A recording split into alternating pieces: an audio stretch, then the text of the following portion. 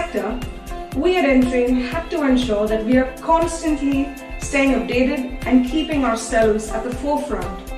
And what better way to celebrate our 10th anniversary edition by going virtual? I am sure, if not all, most of you have been attending online webinars, workshops during this pandemic. But what more? Is that it? While the whole world is going through a drastic change in the way we live, we decided to bring our flagship conference to as close as reality. This has been possible only because of a combined effort from all our sponsors.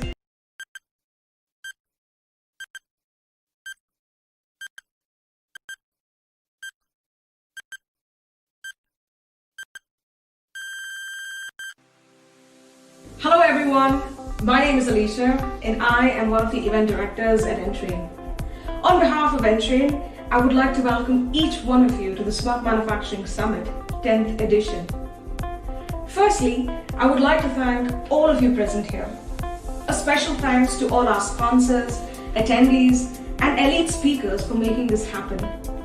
I would also like to thank all our past sponsors and everyone involved along the years in our journey of success. With more and more cutting-edge technologies being introduced to the manufacturing sector, we at Entrain had to ensure that we are constantly staying updated and keeping ourselves at the forefront. And what better way to celebrate our 10th anniversary edition by going virtual?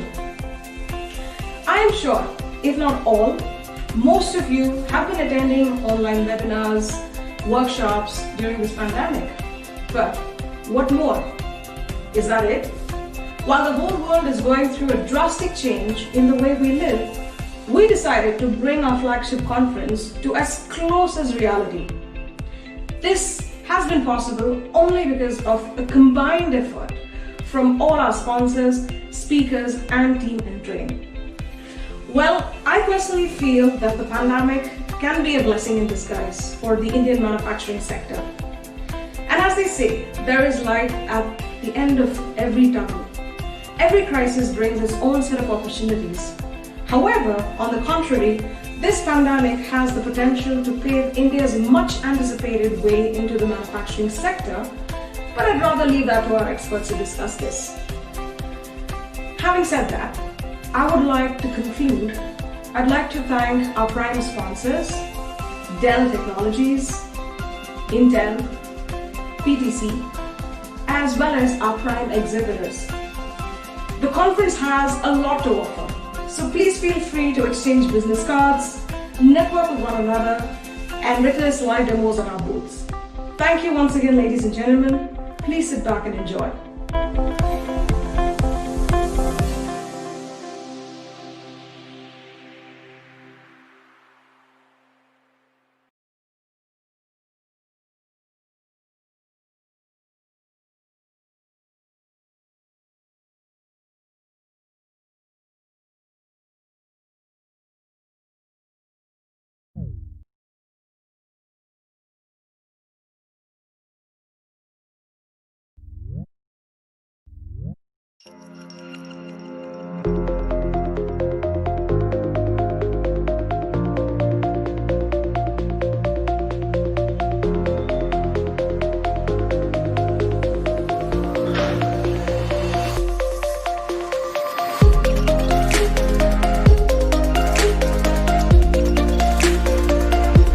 Morning. Could I start?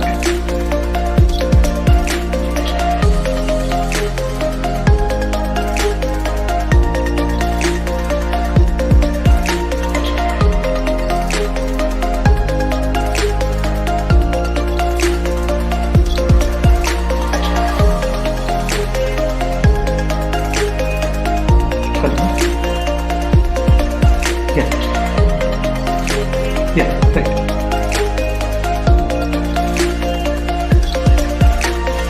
Okay. Thanks. I can't hear any voice from the... Hello, good morning everyone. Are you able to hear me?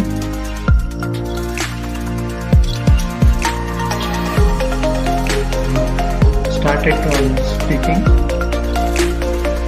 represent the Institution of Electronics and Telecommunication Engineers. This is a professional society associated with electronics, telecommunication, ICT, all aspects of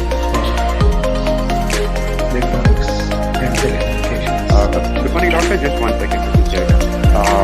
There is a video currently that's being played, so the entry will just tell you once the video is. Sure.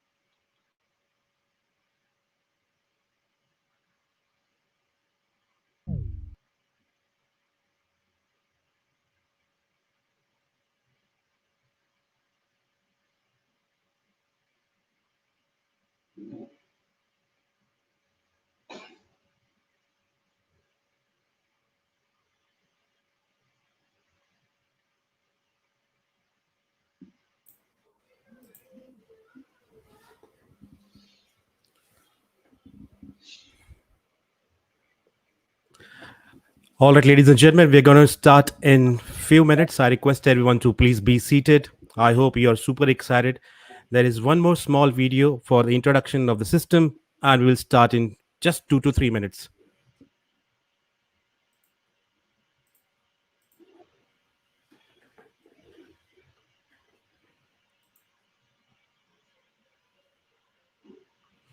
So I request my tech team to please play the video of introduction of the system, and then we'll start the conference. I hope everybody's super excited. Ladies and gentlemen, I request please be seated, carry your notepads and your water bottles, and please be seated. Thank you.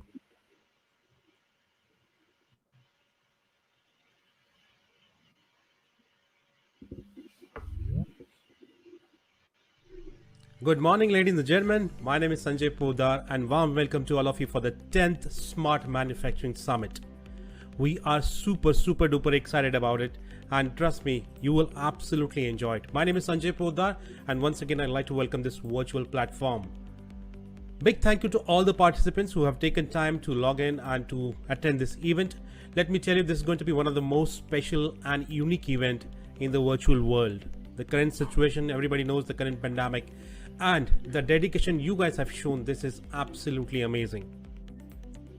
This is going to be exactly replica of the real event which we used to happen before.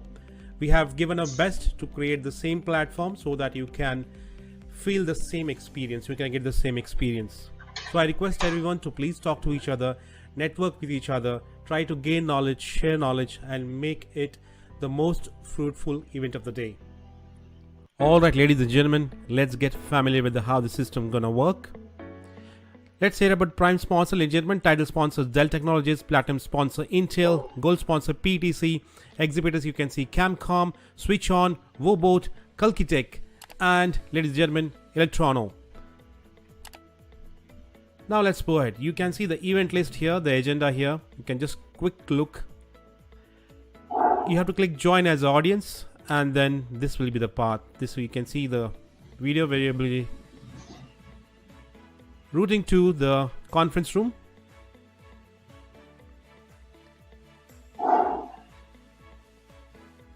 And here is the conference room. You just have to click the play button for the live streaming, and you will see the live streaming. Let's go back to lobby, exhibitions. Click on it, you'll see all the booth. One of the best. Click on the Dell Technologies, any booth you want to click, and this is completely an interactive. If you click in browsers, you can see all the documents, you can download it. Click on the case studies, you will see all the case studies, you can download it. Then white papers, yes, you again are downloadable. And just make sure that you click on each and everything. Everything is clickable. Now let's go to very important quick network zone. You can click on any of the person whom you find interesting. Click on him. You can see all his details. You can chat with him. You can network. Just for a sample, you can have a look at the screen. all chats will be saved in My Interactions. Now, if you see the info desk, you have any issues, any information, you can just visit our Entrain info desk. You can click all the clickables, you can download the brochure, and you can have lot many information, whatever you want. Now the announcements. Now let's go to quick chat. You can have a chat with the booth representative. Any booth, you will see the right top, there's a video chat. Click on the camera button, you'll be able to do video chat with the booth representatives. Ladies and gentlemen, one of the most interactive sessions. Let's go back to the expo hall, and now you see the smiley on the right hand side. Once you click on smiley, click on the edit profile. You have to add your profile. You have to create your own business card. This is very, very important. And once you click on, you will see your business card. This is how it looks. You can save the changes.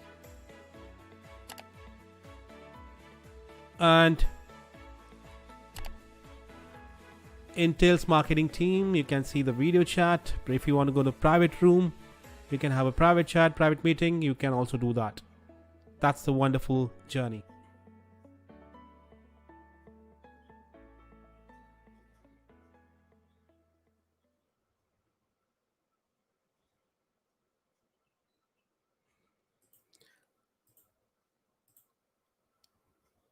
All right. That was absolutely wonderful, ladies and gentlemen. This was really superb. Now, let's begin the action. I will not waste your time, ladies and gentlemen. Let's kickstart the 10th edition of Smart Manufacturing Summit.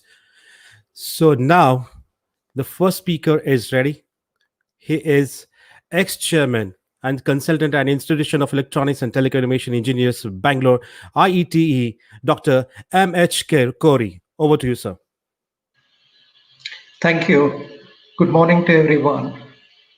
Congratulations on organizing such a wonderful webinar and exhibition. Smart manufacturing is the order of the day, and I congratulate using these new technologies in organizing this wonderful e-exhibition and a fascinating array of facilities that virtually takes us into the conference and the exhibition. We feel almost we are there in a real exhibition and conference.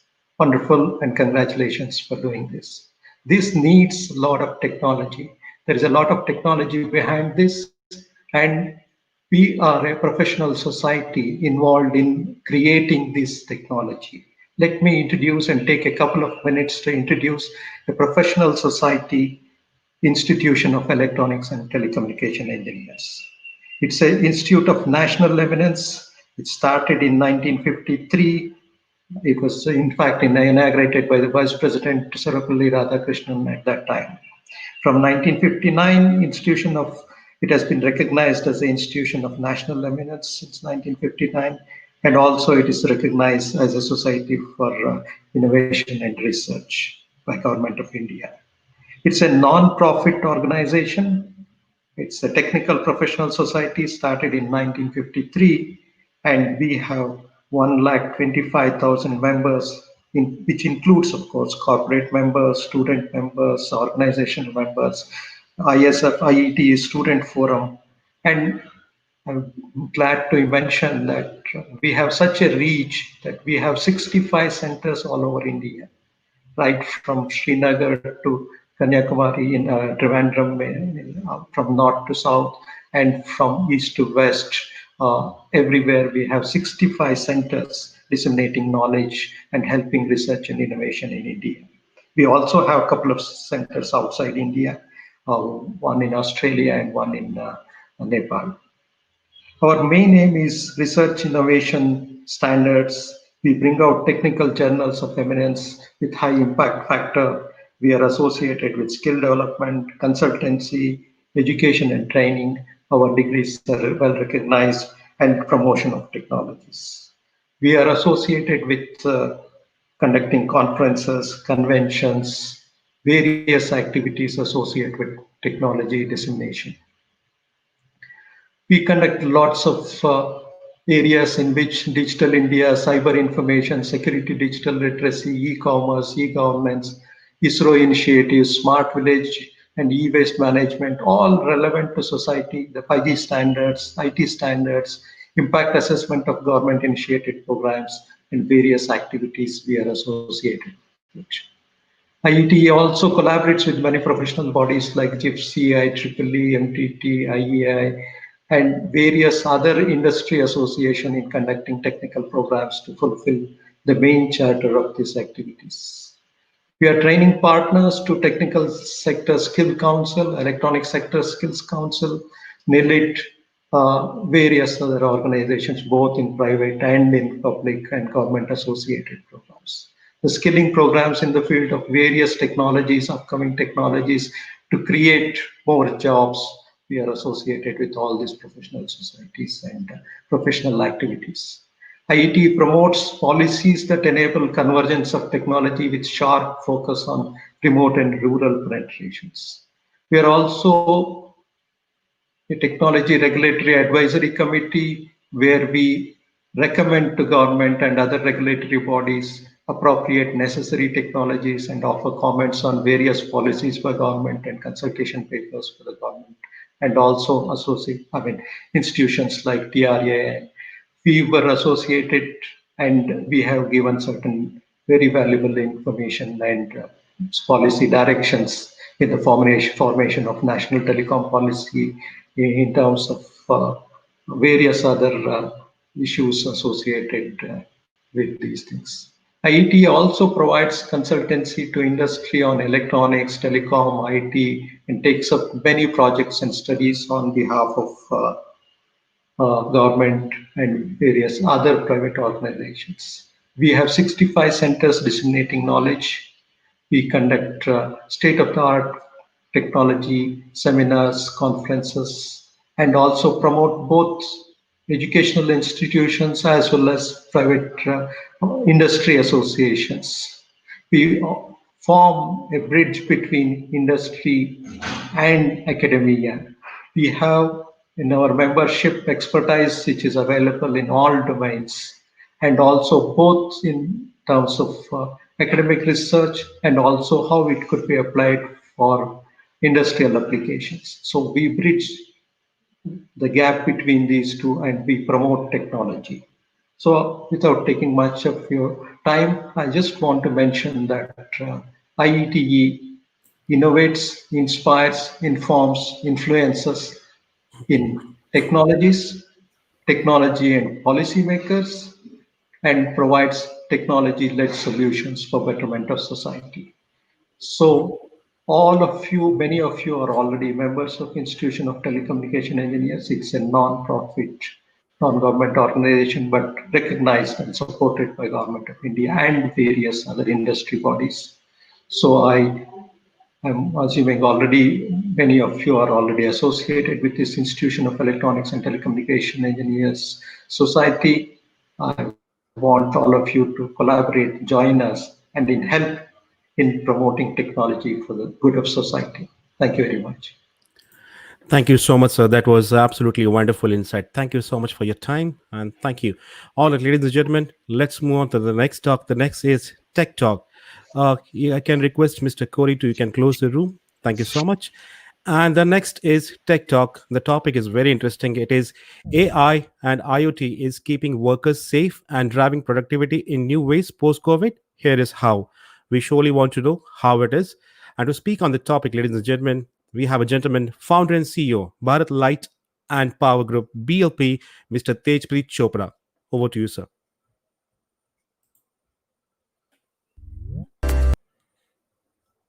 And I request everyone to please be seated. Please make notes, make this more fruitful, make it interactive.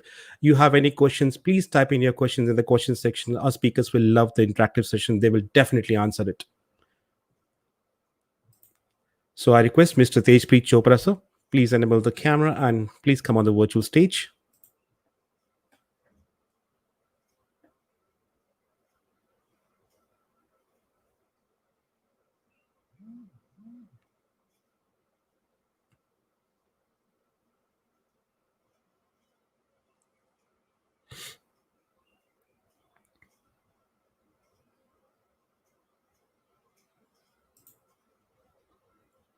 The topic is AI and IoT is keeping workers safe and driving productivity in new ways post COVID. Here is how. And we have the speaker, founder and CEO of Bharat Light and Power Group, BOP, Mr. Tejpi Chopra, sir.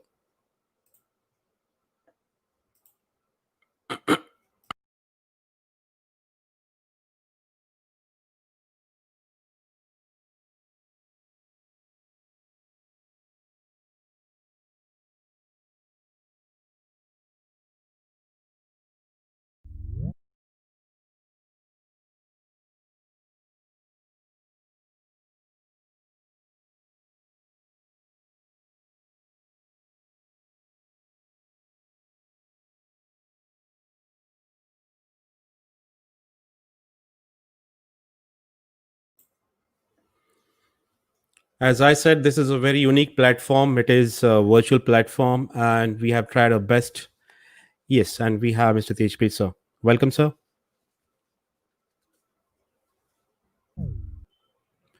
So let's hear it from him. Thank you so much.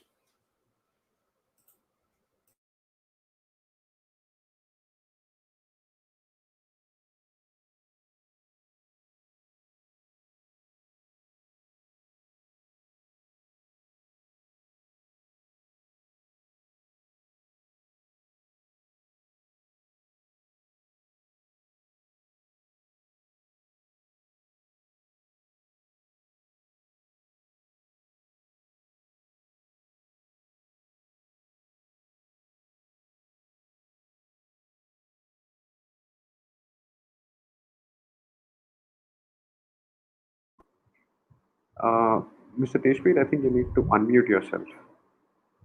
We're able to see your screen, but we can't hear you because you're muted.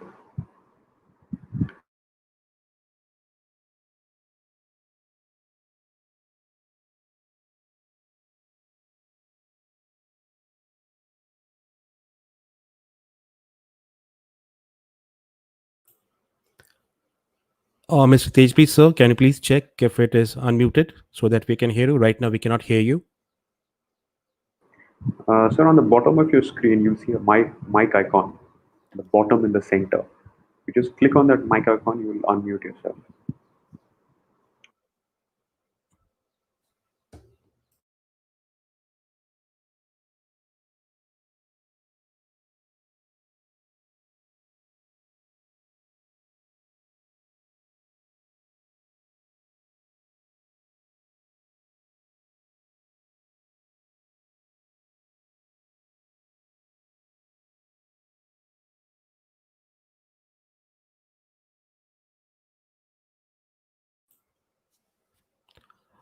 Mr. Tejpreet, sir, if you can hear me, there is a mic button at the bottom, center bottom. You just need to click on it and unmute it because we are not able to hear you now.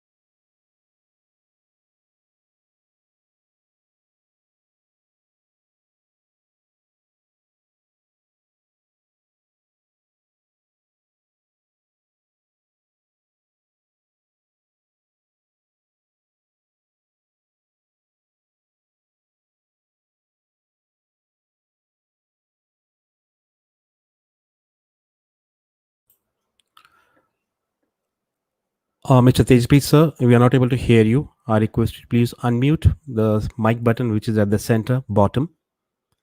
And all the audience, I request please stay tuned. We're going to start soon. And please make a use of question section. Please type your question so that our speaker can answer you at the end of the session.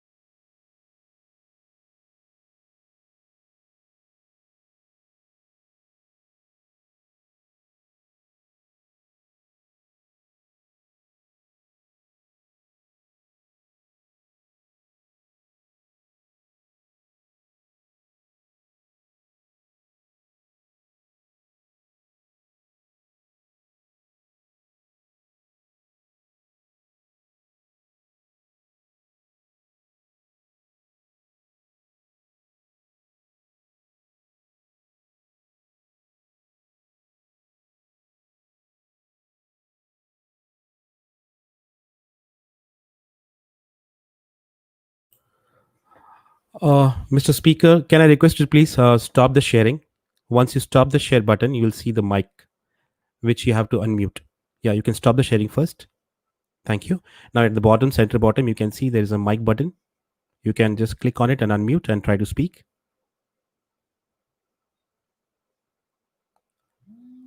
Exactly at the center bottom.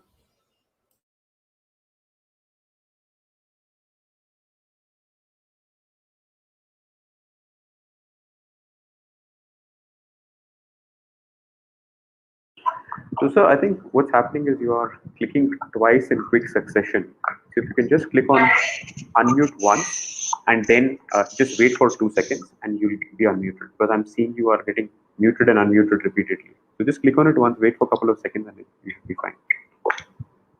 And also, you can turn on your video feed, sir, which is the next button on the right.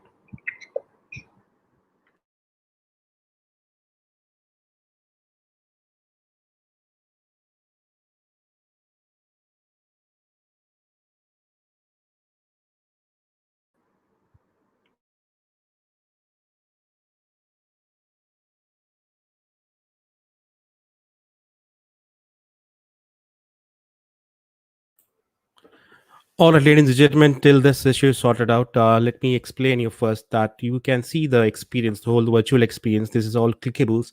What you have to do is you can see on the right hand side top, there is a small smiley.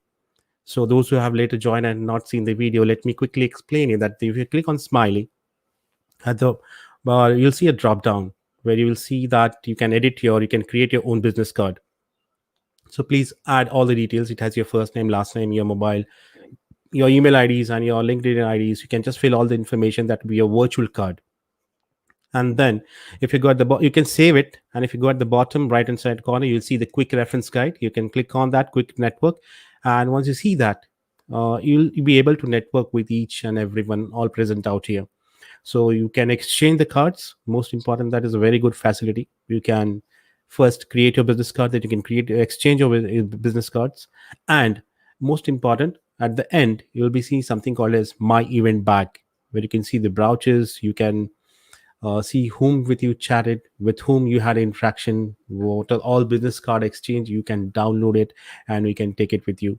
So this is a whole virtual experience. You have to click each and every clickables and make sure that you just explore everything, because this is very interesting.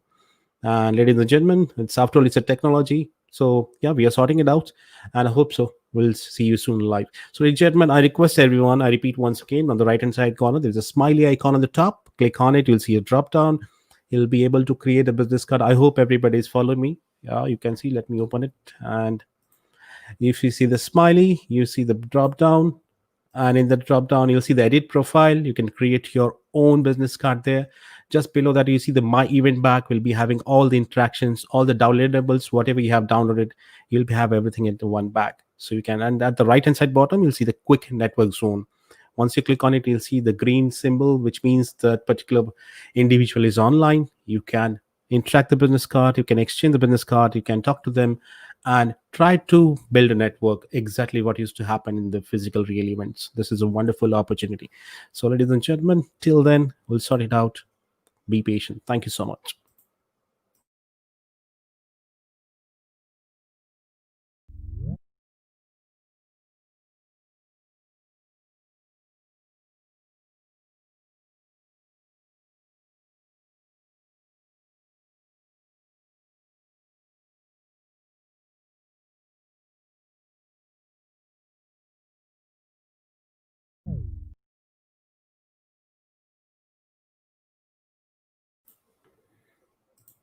Also, let me quickly walk you through the agenda. The topic, which was just now supposed to happen in 2 minutes, when the issue is sorted, it is AI and IoT is keeping workers safe and driving productivity in new ways post COVID. Here is how. That's a very interesting topic. We want to hear it. Next, we're having a keynote speaker from Dell. Smart manufacturing will Dell precision. So we have Mr. Samir Kapardani. He's a field marketing manager specialist. He'll be live soon. And then we have the next speaker, who is will be speaking on accelerate path to industry 4.0. The topic is using Intel building blocks and validated partner solutions like AI deployment at the edge. Factories can improve operational and production efficiency. And the speaker is Adam. He is a senior segment marketing manager at Intel. Then we'll be having Shirley for 30 minutes break for virtual booth visit, live demos and networking. That's a wonderful opportunity. Make sure that you network and utilize this opportunity. You visit each and every booth, try to collect all the clickable downloadables. You see the videos, every option which is clickable has some information. Please try to capture that. That is a wonderful opportunity. Then after that break, we have a keynote speaker who is from PTC Digital Transformation Strategy, Mr. Raj Kiran, Senior Director and Head IoT and AR. After him, that this slot will be for 30 minutes, and after that we have a tech talk. Again, managing cybersecurity in IoT and IoT era. The speaker will be Mr. Senthil Nathan Srinivasan, General Manager, Cabin Care. And at the end, we'll be having the most interesting part, which is a tech panel discussion. The topic for tech panel discussion is manufacturing and the COVID-19 pandemic. As you know, the whole world is facing this issue. Everybody is looking for the solution. Everybody is waiting that things will be normal soon. But what can be done now? This is what we are going to see in this tech panel discussion.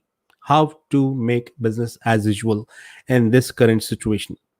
The topic will be covered, the points will be covered are enable for successful transformation during and after the pandemic, how to leverage strategic industry 4.0 technologies to build an existing system and infrastructure for big impact, solution implications difference before and after the pandemic.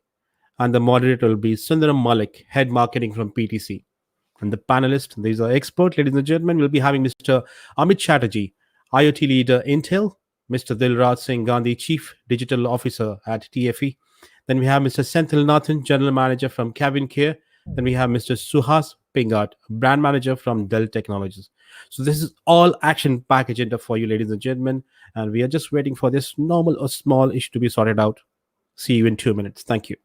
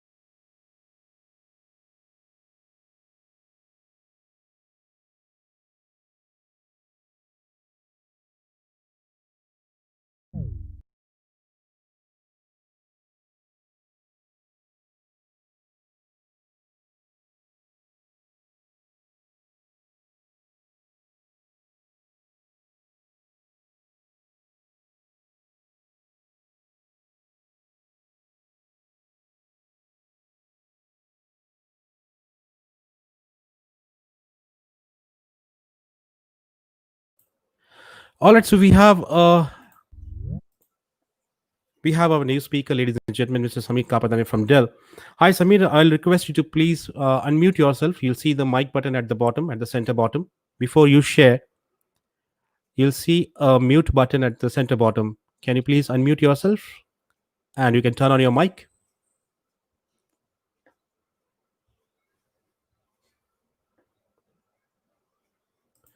So we'll go to the next speaker, ladies and gentlemen. Smart manufacturing with Dell Precision, the topic. And to speak on this, we have Mr. Samir Kapardani. He's a field marketing manager specialist from Dell Technologies. Samir, I request you to please unmute yourself. You can see the unmute button. Yeah, I can see you have unmuted. Thank you. Yeah, hi, can you hear me? Yes, loud and clear. Over to you.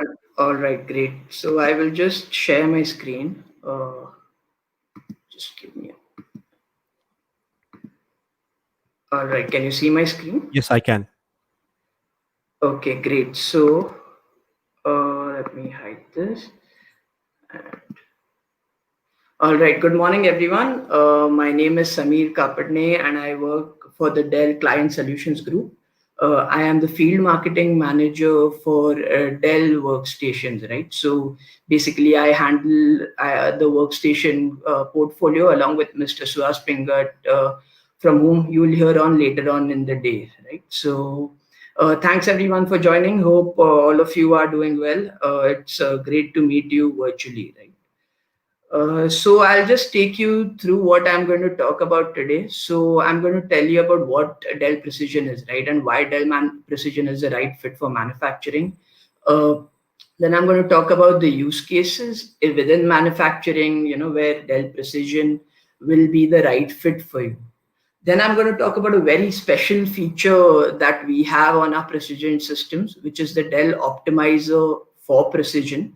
Which will help you enhance your productivity, right? And then I'll briefly take you through the portfolio that we have, right? So we have a vast portfolio, and I'm going to just let you know the main aspects about it, which you could use to make a decision in future when you want to go ahead and buy the Dell Precision, right? And then I'll take some questions here, or you can always visit the Dell Technologies booth. I have my colleague Ibrahim there who will be more than happy to answer or take questions from you.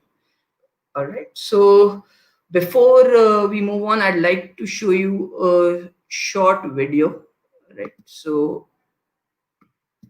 I'll just stop sharing my screen and I will share a video. I think you can share the video from here, right? All right, so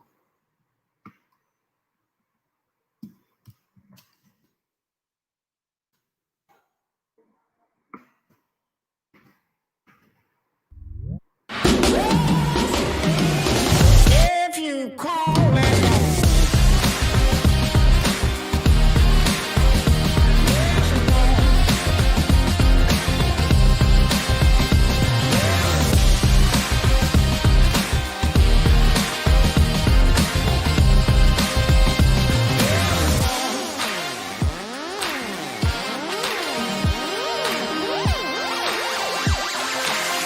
if you call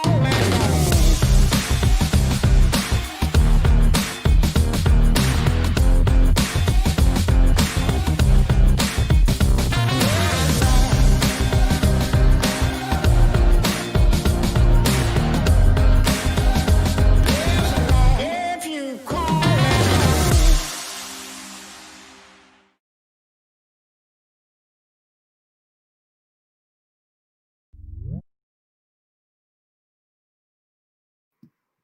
okay, all right. I hope all of you could see the video, and yes, I'll just stop the YouTube video. Okay, so right, so I'll go back to my presentation. So team, that was our flagship product when it comes to a mobile workstation, right? You could see that we combined the power of a workstation with the beauty of your mainstream laptop, right? So that was our Precision 5000 series. When I go deeper into the session, we will learn a little more about it, but I just wanted to give you a sneak peek before, we could talk more about it. Right. So technology has been evolving, right, over the years, and now it is getting more and more demanding, right? So as you see Industry 4.0 come in, you see the requirement of VR, you see AI, ML, you hear all these buzzwords, right? And the key is to really be able to use that and to help improve your business. I think the product development cycle has reduced now. You see new products being launched across sectors on a regular basis, like you could even say a daily basis, right? It's become that soon, and that demands greater productivity, a faster go-to-market cycle, and you need better technology to help you build that. So at Dell, with our precision portfolio, we have done that to help you keep in touch with what is current, and with help you use your applications to the best of your abilities, right? So when it comes to manufacturing, there are a number of things that go into it. For example, there's enabling virtual prototyping for optimal product design, right, and reduce cost. So I mean, we don't have time to create physical prototypes anymore. We have to go virtual. You have to create it on software, you have to create it on applications, and you need the right system to run that software. And then you need powerful visualization tools to enhance design, communication, and product reviews, right? So you need to see what you're designing as it's going to come out in the real world, right? So you need the right visualization tools, and I'm going to talk about that as we go further, right? Integrating IoT data for better customer experience. So there is a lot of data coming in now. Each machine talks, right? So every machine is sending out data every second, and you need to capture that, and all of that is going to come into your system, and you're going to have to use applications to make sense of that data. Then so it is crucial to use the right system for that. Then collaborating remotely on product development, and I think that's true now more than ever before, right? I think everyone's at a different location, even within the same city, because nobody is going to work, or some people are going to work and some people are working from home, and you have to collaborate remotely to ensure that your product timelines are still met, right? Then moving to paperless manufacturing for tighter integration of processes, reducing manufacturing mistakes. So you need to go faster and you need to get more accurate, right? We cannot afford to have mistakes anymore, because mistakes lead to costs, and so you need the impact to your bottom line has to be minimal. So that is one other key factor when it comes to the requirements that manufacturing companies have right now. And expanding mobility for better utilization of engineering workforce. So the force is mobile now, like as I mentioned, that nobody is at office anymore. People are working from different places, and our portfolio, the precision portfolio, the range, it helps you manage all these things as a part of the manufacturing industry.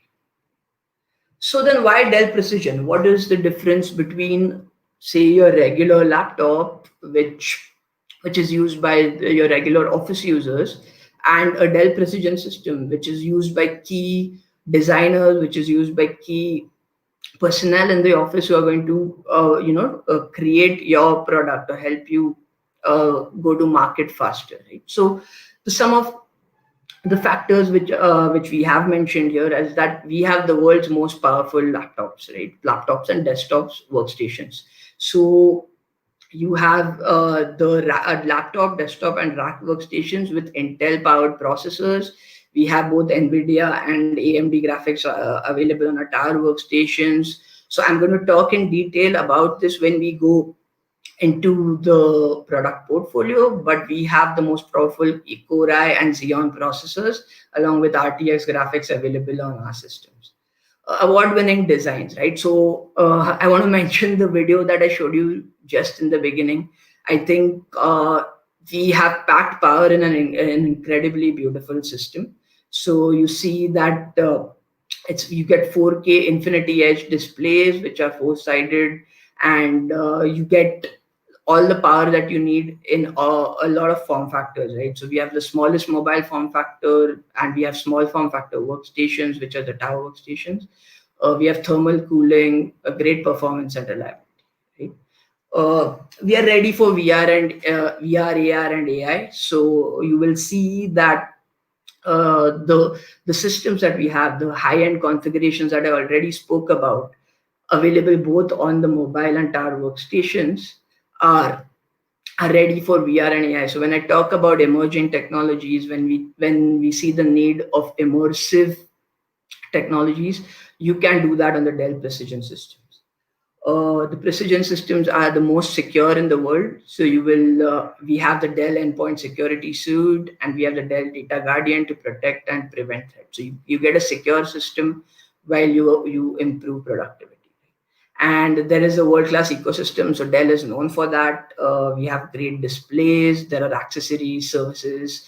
Dell is known for the best services in the market. And we have great software as well, which I'm going to talk about in detail as I go further. All right, team. So where do you use the Precision system in manufacturing, right? Especially for the manufacturing industry. So one thing I'd like to mention is that half the buyers for Dell Precision come from the manufacturing segment, right? So manufacturing is the biggest segment for Dell Precision systems. And it has a number of use cases when it comes to the manufacturing industry. So to start off with, you have the product design, right? So you design product, whatever field, whether it is automotive, whether it is aviation, or whether it is, architecture or construction.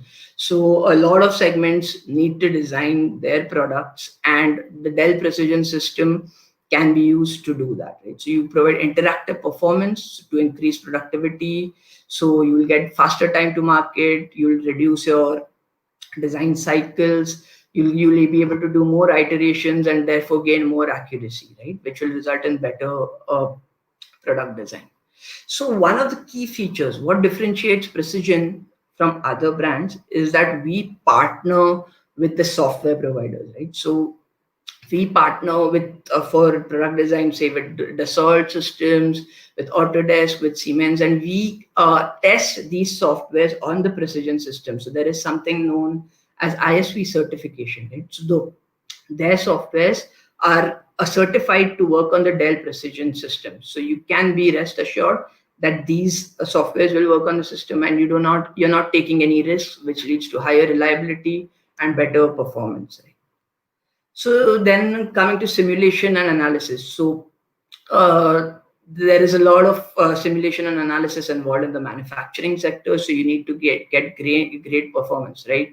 There are technologies such as digital twins, like I mentioned, virtual prototyping initially. So you create that, use software to create the digital twin. Then there is multi-physics, so a lot of different fields coming together.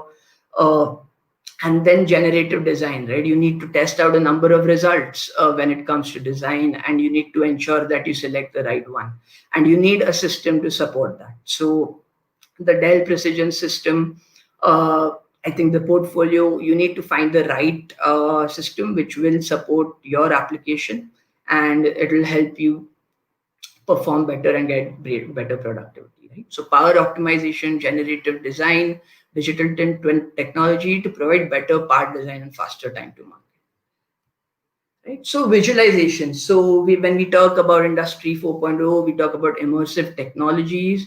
When we talk about VR and AR, the Dell Precision systems are designed to support you with that, right? So it optimizes CPU and GPU performance to make visualization and extension of the design process. So you actually see what is going to come out in the real world. So when I talk about visualization, we have 4K monitors to see things as they are, and then we have the RTX graphics as well as the Xeon CPUs, right? So you see photorealistic images, animations, and as well as the AR, VR tools to see real world scale. Right? Again, here we partner with some of our partners, which are Dassault Systems or Autodesk. You see their softwares, for example, AutoCAD, SolidWorks, which can be used to visualize what you see. Right? Then I come to manufacturing automation. So we discussed IoT briefly, right? So there is a lot of information coming in from all the devices in a manufacturing setup on right. So you have to make informed decisions based on the available data, right? So overall volume, you have to continue identifying all the different products and apply criteria to help identify the ideal products for auditing. So Dell Precision Systems help you with this. They help you collect data. They help you deal with large volumes of data to make your on your system, to help you with the upstream applications, to help you make better and faster decisions. Right. So these are some of the use cases. In addition to this, I think there are a lot of other use cases when it comes to say architecture, when it comes to construction, other sectors like plumbing, right? So all these other sectors which are there in the manufacturing sector as a whole, in the manufacturing industry largely, all these industries can use their Dell Precision Systems to enhance the performance of and productivity of all the workers. All right, so these are the use cases broadly in the manufacturing sector. I'd like to move on to the Dell Optimizer, a software I spoke about. I'll just stop sharing my screen and show you another video. Right? So just give me a moment. Stop sharing.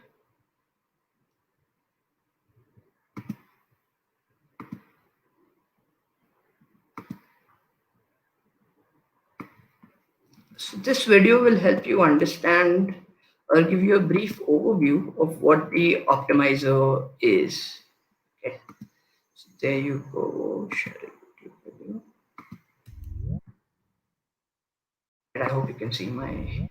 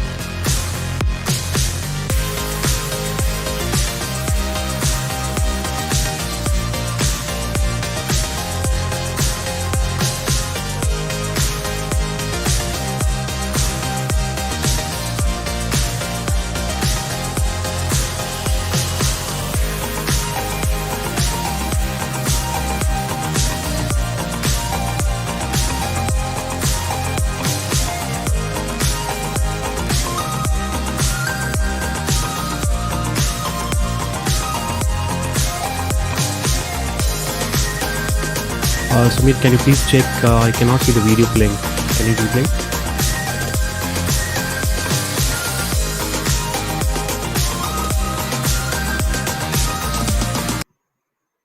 Okay, give me a moment. I think it was playing for. Yeah, it was playing for a moment and then it stopped. Okay, I'll play it again. Just Sure.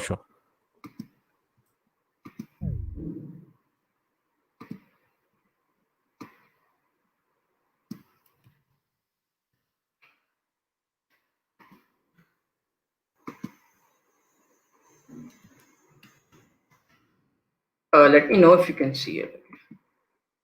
Yeah, let me quickly check. Just give me 1 minute.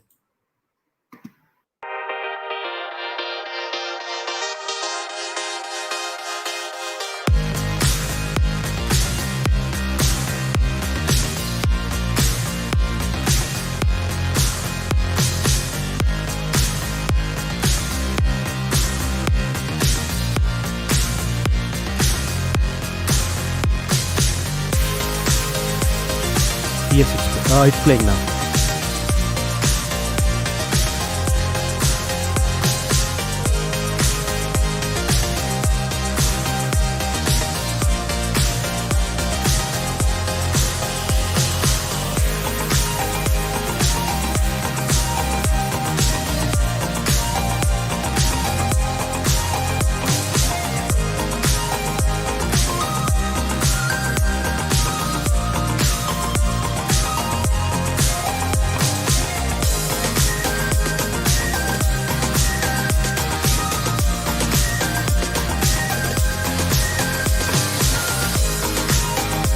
Okay, Samir, the video has ended now. You can start.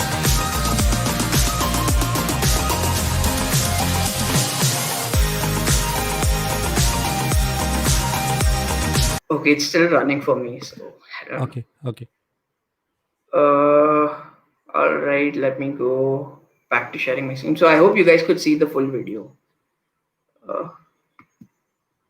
Anyway, so I will share my deck again. So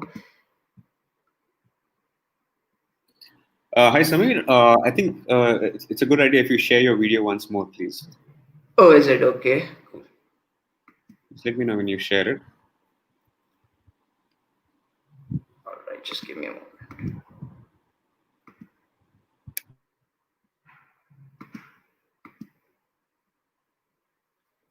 Okay.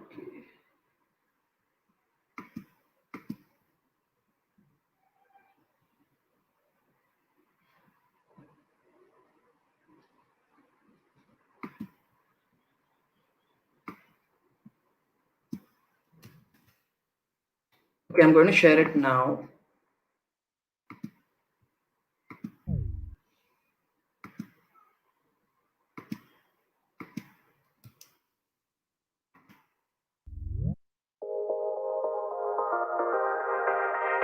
Okay, I've shared it.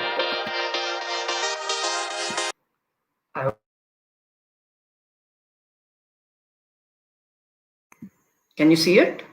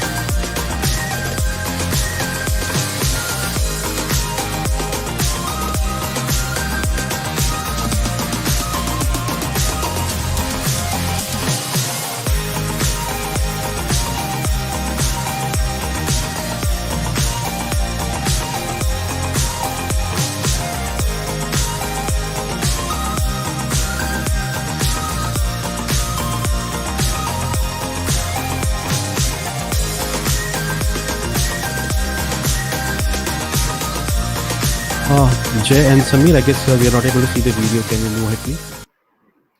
Okay, you can't see it, is it? Yeah. Then I think that's fine. I think we will not show the video. I think we will. Yeah. So the simplest thing is if the video, if you want to show it, you can just share your screen and put the video on full screen and share it. That's the standard way of doing it. You can just do it like that.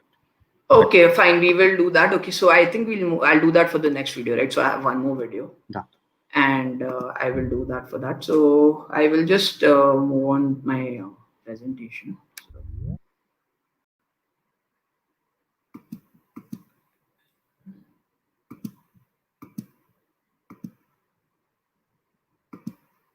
Okay, so I hope you can see my screen now. Yes, we can see Samir. All right. So that video, everyone, was about the Dell Optimizer for Precision, right? So this is a software that comes along with your precision systems, and it really helps you increase your productivity. So when we talk about AI, ML, so this software uses artificial intelligence, right? It uses artificial intelligence to sense how a user is using their system. It learns your behavior over time. It analyzes the key system data, what's coming from the processors, how is the GPU usage, what are the storage heavy applications being used. And it's analyzed in the background so as to optimize the usage of the hardware resources to help you increase your productivity. So I don't know if some of you were able to see the video.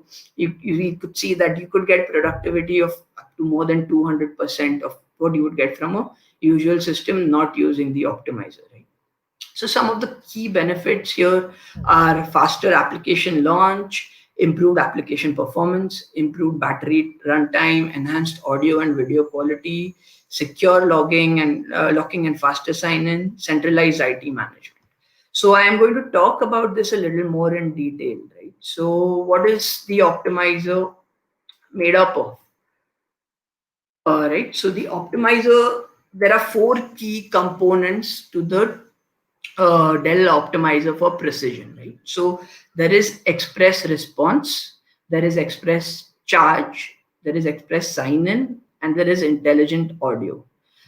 Express response and express charge are the 2 aspects which use artificial intelligence to learn the behavior of the user and help improve performance, right? So I will talk about it a little more in detail. So for example, I mentioned express response. So the model will learn what applications you're using, right? So you can select up to 5 applications which are there. They could be ISV applications or even your, say, Excel or something, right? The regular Excel models that you use.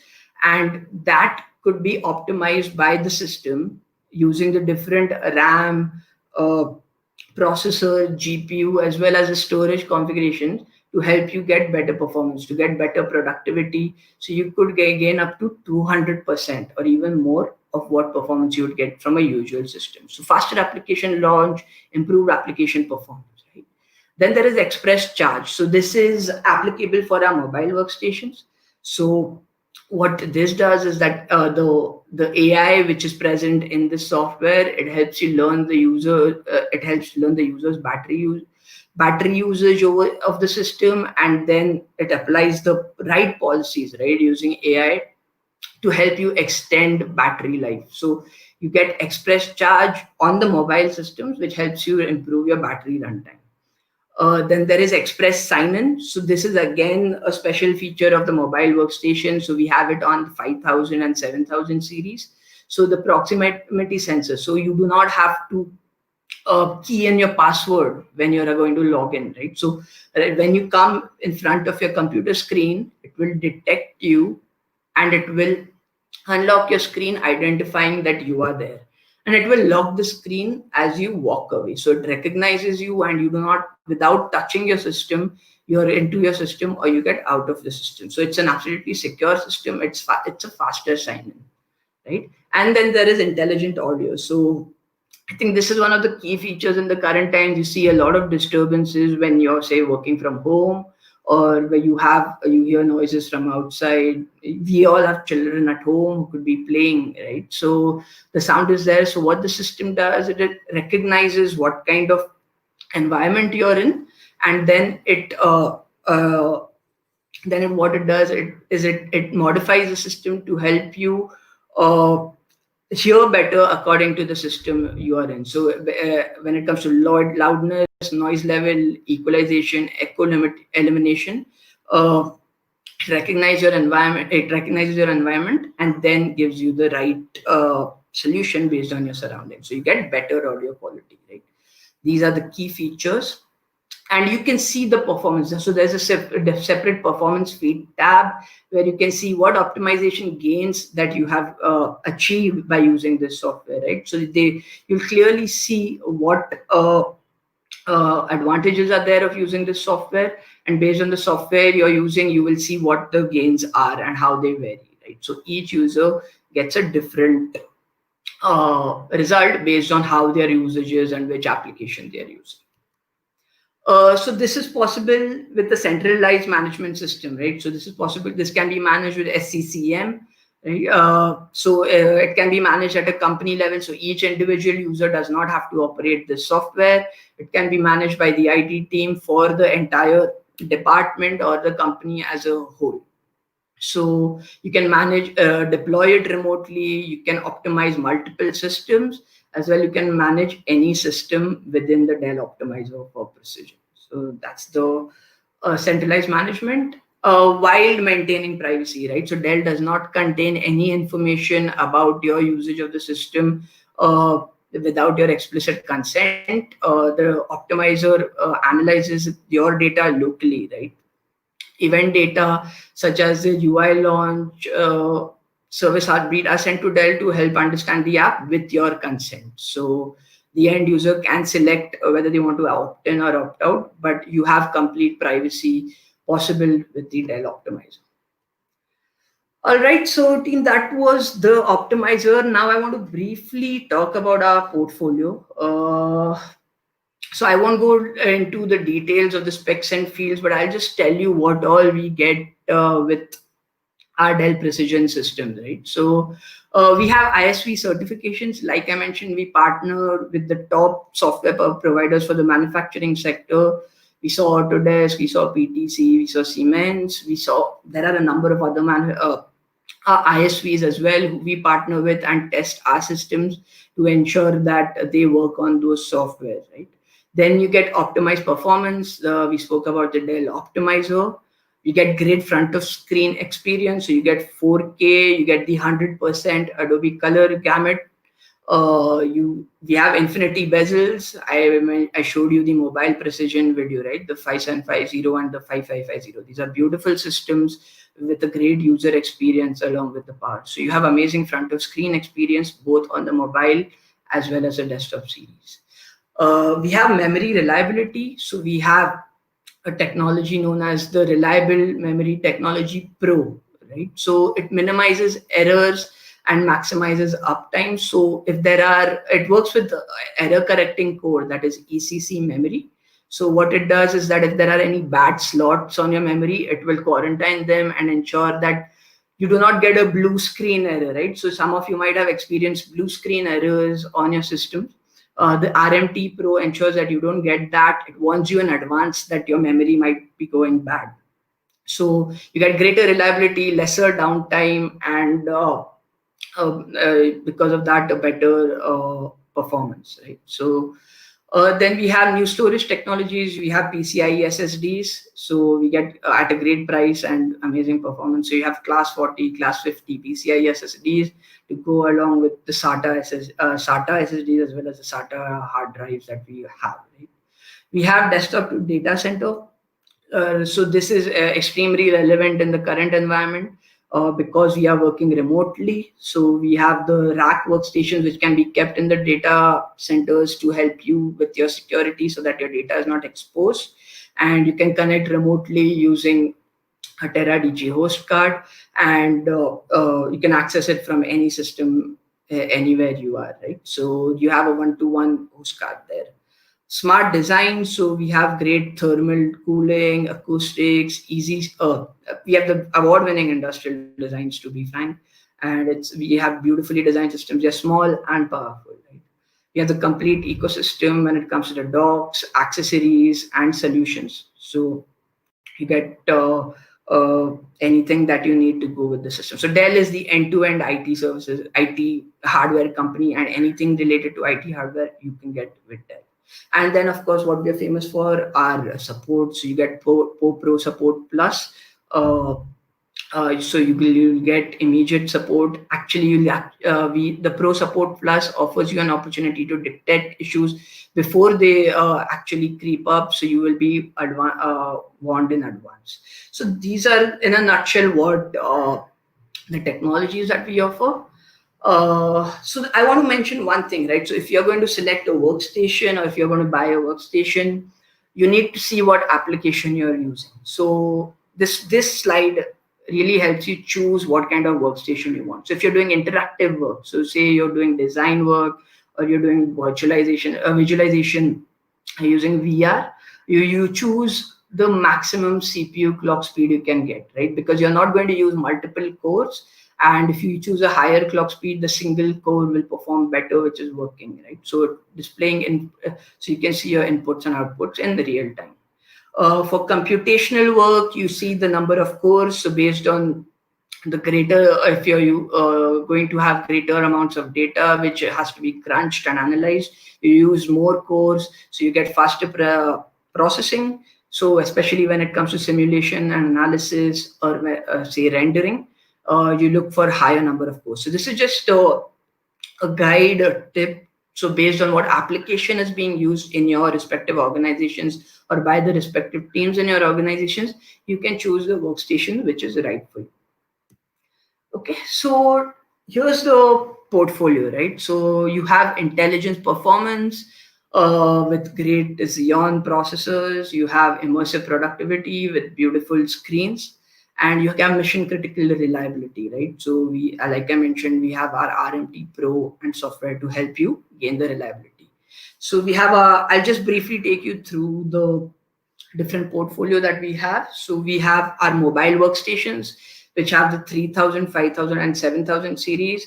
So for basic 2D CAD or high-end Excel or some kind of analytics, you can go with a 3000 series. We have our 5000 series, which is beautifully designed. So if you're on the go, if you have to meet customers, while you're using it, you can get performance along with the looks, right? So with the mobility, so that's a 5000 series and a 7000 series. So if you have moved from tower to mobile, right? So especially right now when you're working from home, you want to work from home with a mobile workstation, you can choose the 7000 series workstation, which offer RTX card and Xeon RTX graphics card and Xeon processors with a pretty high RAM as well. So with great configs and great user experience, you can use a mobile workstation series. Then our tower workstation series, we have the 3000, 5000, and 7000 series again. It is highly scalable. So I will show you another video towards the end on a tower workstation series, right? So you get up to 3 TB RAM, massive storage, up to 56 cores on your CPU. So based on whether you're using simulation applications, whether you want to do high-end analysis, and you want to use tower workstations, we have the entire portfolio for you. Then we have the rack workstations, which can be kept on in your data centers to provide greater security while your users can access it, say, through a thin client or any system from outside, right? Any laptop from outside. So it can be accessed from outside, but the data stays secure in a one-to-one basis in the data center. So in the present scenario, this is another option which you can explore if you want great performance with great security and mobility. Right? So our systems are ready for VR and they are ready for AI. So we have the new 3640 tower, the 5820 tower, like the entire 7000 series, which is the 7820 and 7920.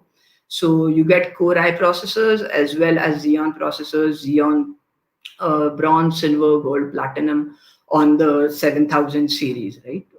With RAM up to 3 TB and great storage expandability as well. Our 7000 series mobile workstations are VR ready as well. So if you want to go mobile and if you want to use it for VR, you can do that too, right? And similarly for AI, we have our tower systems, our racks, and the 7000 series mobile workstations as well. So these systems are AI ready. They are ready for Industry 4.0. They are ready for the latest technology, which you need to implement in the manufacturing sector right now, right? So that is the product portfolio team. I want to end with saying that we started off with destination. So we are at wave 3 right now. I think that is what we believe here at Dell. First, we worked at the destination. So you worked where you were, right? Then we went portable, where we have the mobile series where you can work from anywhere. And wave 3 is actually the immersive series. So you actually experience what you're going to use in the real world, which is key to what we are going to see in the manufacturing industry. We have seen our customers use it. We see an automobile customer giving their customers experience of what they are going to, how the car is going to be, look and feel when they're going to sit inside and use it using VR, right?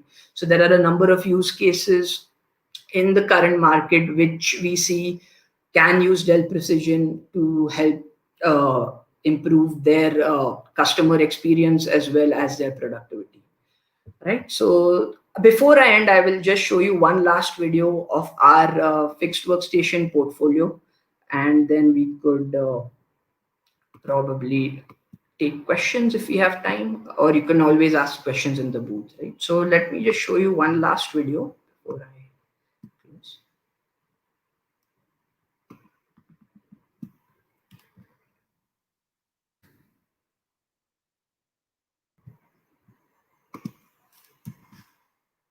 Okay, so as recommended, I will show it on YouTube.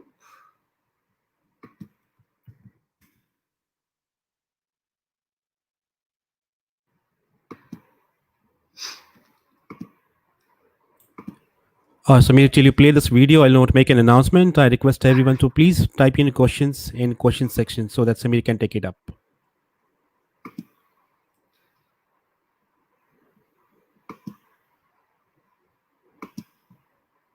Okay, I hope you can see it.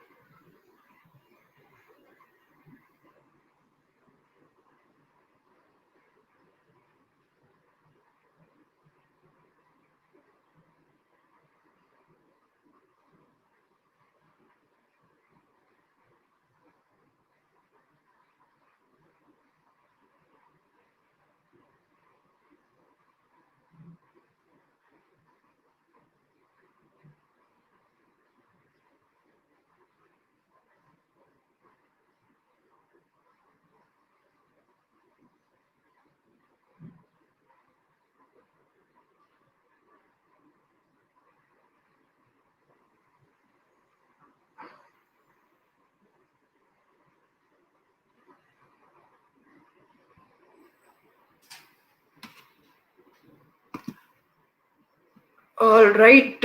Thanks for hearing me out.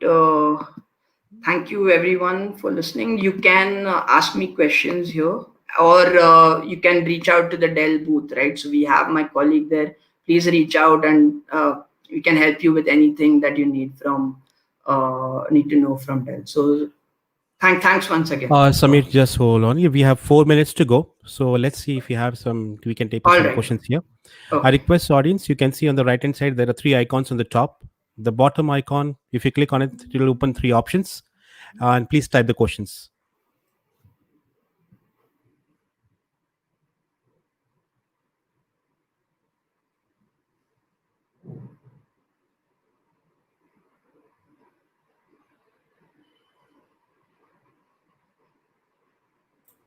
I request audience, you can see on the right hand side, there are 3 icons at the bottom. It's the question answer. If you click on it, you'll see the chat questions. Please go to questions and type your questions. Samir is ready to look at the questions, please. And Samir, that was absolutely wonderful session. Let me tell you, we have the first question from here. Okay. Does Dell provide industrial grade machines to be used on shop floor, industry, rusty, high temperature environment? So so our workstations cannot be classified as industrial grade, right? So what we do have is our rugged portfolio, which can be used in the environment you just mentioned, right? So it is known as a latitude rugged portfolio. It can be used under high temperatures or high pressure, like you mentioned, a dusty environment. So we do have a latitude portfolio for that. Latitude, a rugged portfolio. All right. The next question is from Venkatesh, and he wants to ask you that does Dell sell only products or provide end-to-end solutions? So Dell provides end-to-end solutions, right? So where I mentioned the software security solutions that we have, the precision range is obviously the products. Then we have the support. So you will find that the Dell will provide all kinds of end-to-end solutions for the customers. So I request, I think if you visit our booth, you will see what are the different solutions that are offered, and you could definitely get onto a chat with my colleague who would help you take through them all. Right. So yeah. All right. Thank you so much, Samir. That was absolutely wonderful session. Thank you. And Thank you so much. yes, Yeah. thank you for your time. And let me, on Samir's behalf, let me appeal everyone to please visit Dell's booth definitely. So for more questions and all the downloadables you want to take it with you. Thank you so much, Samir. Thank you. You can Thank close you. this window. Thank you so much. All right, ladies and gentlemen, let's move ahead now. We have a keynote speaker. The topic is Accelerate Path to Industry 4.0. Using intent building blocks and validated partner solutions like AI deployment at the edge, factories can improve operational and production efficiency. And we to speak on this topic, we have Senior Segment Marketing Manager Intel, Mr. Adam, and he's here. Over to you. Hello, everybody. My name is Adam Berninger with the Intel Corporation. Here is happy to speak to you today about just in Industry 4.0 and how we're kind of accelerating that path. We'll have a fairly full agenda today. Let me go ahead and start sharing my screen, and we can kind of get into it.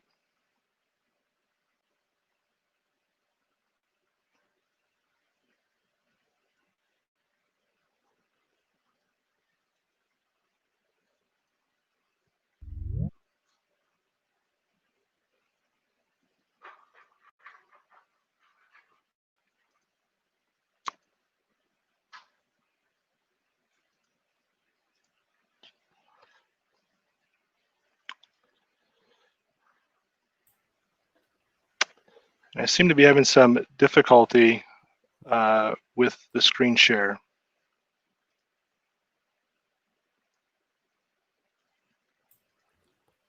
And once you click on that screen share option, you can click on the center of the screen and then you can share option.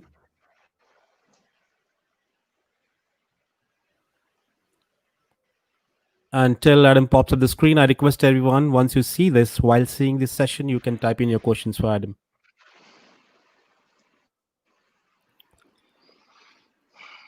There we go. Sorry about that. I do apologize, everybody. Let me know if you Yes. cannot see my screen.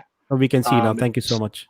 Yeah, It is- I'm it's just pulling up. confirming that you're sharing your full screen and not just the application, right? That is correct. I'm sharing my full screen. Perfect. Can you guys see it okay? Yes, perfect. Wonderful. All right, like I said, my name's Adam Berninger. I appreciate the opportunity to speak with you today. I do want to get into a number of things on accelerating Industry 4.0. One of those, and I thought first and foremost, talking about COVID, do want to wish and hope that you yourselves, your family, your friends and colleagues and businesses are doing well getting through this pandemic. It's obviously been a year like no other, and we have obviously a couple of sessions that talk about COVID-19. I did want to start my presentation today by addressing some of the impacts of industry and what industry of tomorrow might look like. And so here's a number of things. Obviously, this is not all-encompassing or all-inclusive, but we're seeing a number of things as we've reached out to our partners and customers to understand what things are changing. One of the things is around data. Data is now much more important. There's now a bigger need for access to data, where we have a lot of people that aren't able to maybe go to a factory as they normally would, or go to a lab environment as they normally would, and so that access back to data is proving more and more vital for all factory operators.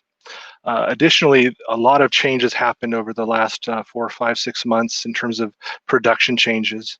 We're seeing that demand shifts are happening at a much more rapid pace because of COVID.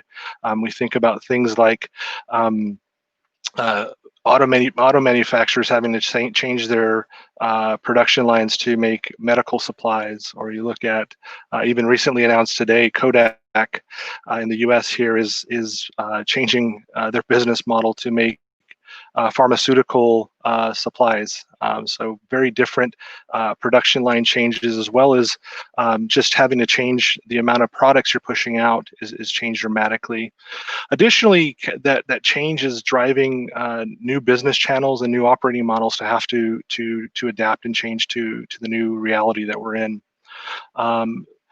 Along with that, things that were very routine, such as maybe sending a technician out to fix a piece of equipment that might be down, or to install a new piece of hardware, that is now not as routine. And so being able to either have connectivity back to the factory, or remotely access equipment, or have connection within a factory is much more requested nowadays, just because of maybe limited travel.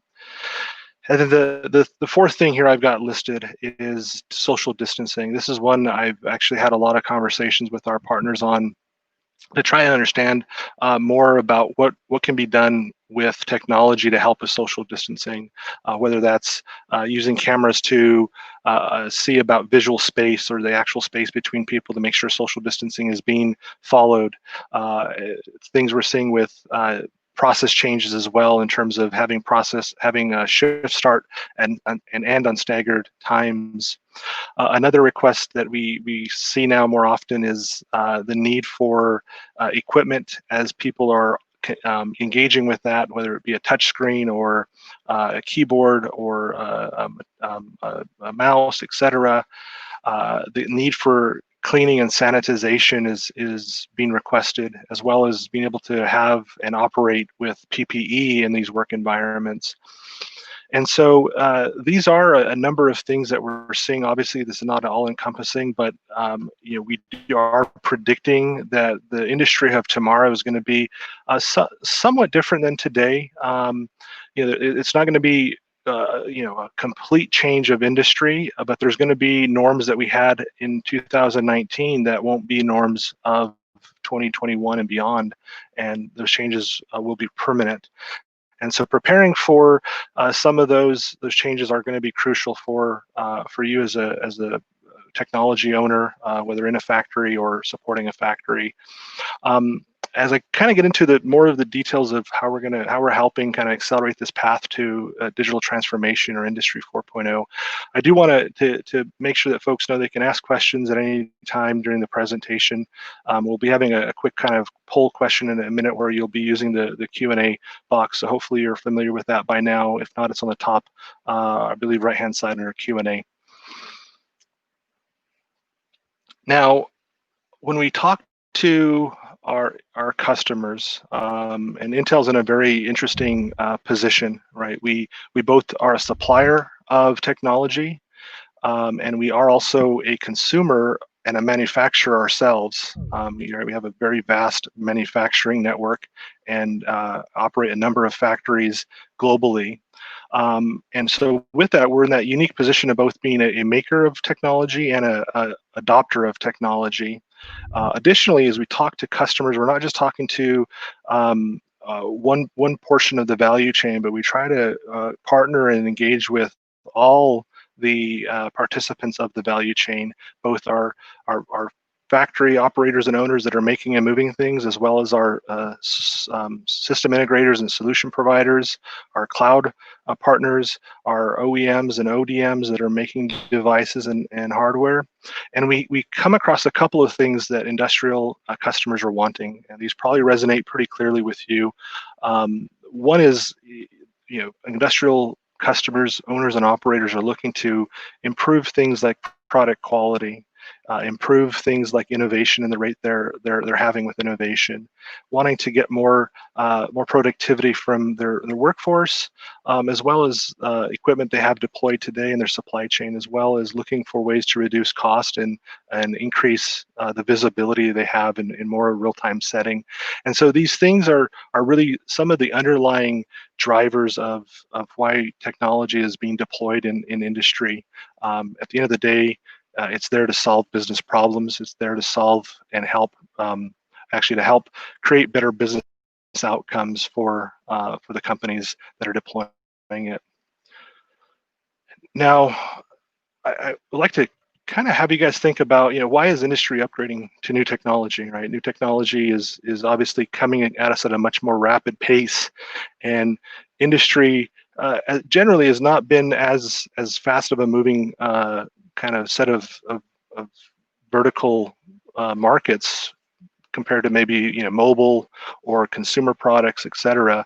But there are a number of themes and things that we see. Some of those are industry participants want to really work through and avoid the technology obsolescence that's becoming more and more prevalent, as well as achieving the security in their factory and being able to manage and deploy those assets in a more predictable and appropriate manner.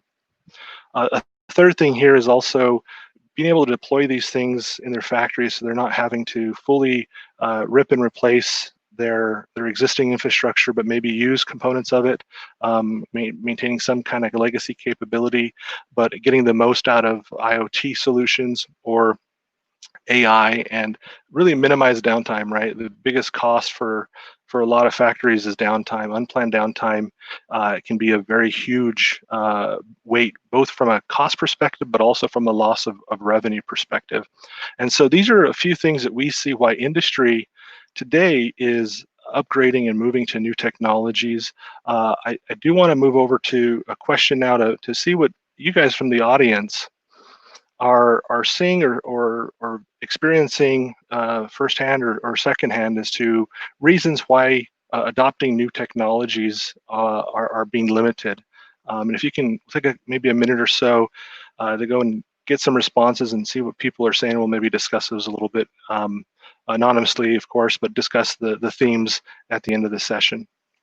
So if you wouldn't mind just using the right-hand side there with the question mark and the Q&A to give some of your responses as to the limitations or the limiting things there that you see for adopting new technologies.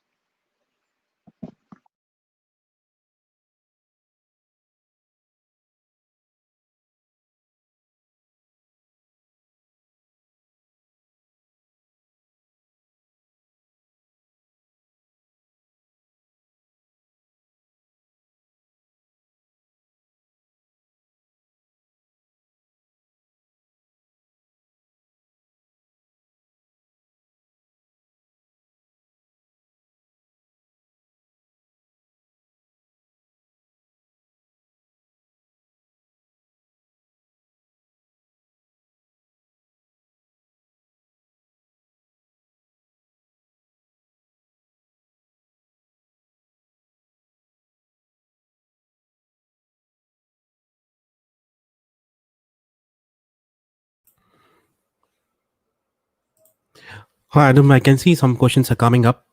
So, should I narrate it for you?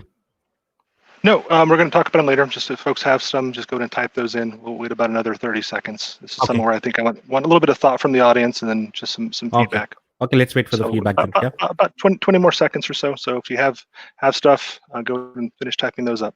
Sure. No worries.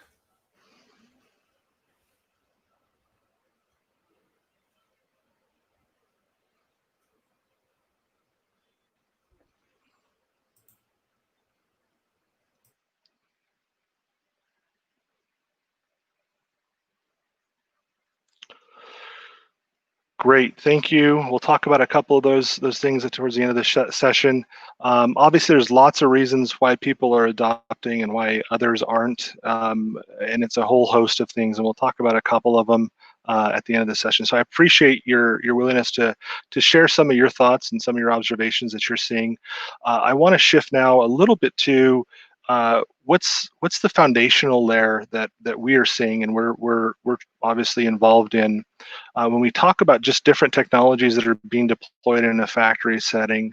One additional kind of theme, if you will, that's coming through is the fact that a lot of these newer technologies are being deployed on an industrial PC, and that industrial PC really is becoming the foundation for Industry 4.0. Much like the steam engine was the foundation for Industry 1.0, we're seeing that the industrial PC is the foundation for Industry 4.0. And so some people I do want to just maybe clarify a little bit or talk a little bit about what is an industrial PC in case folks aren't completely familiar. If you are working in a factory as an operator owner, these typically aren't maybe seen or talked about too much, but they're that critical linkage between your OT and IT operations and production.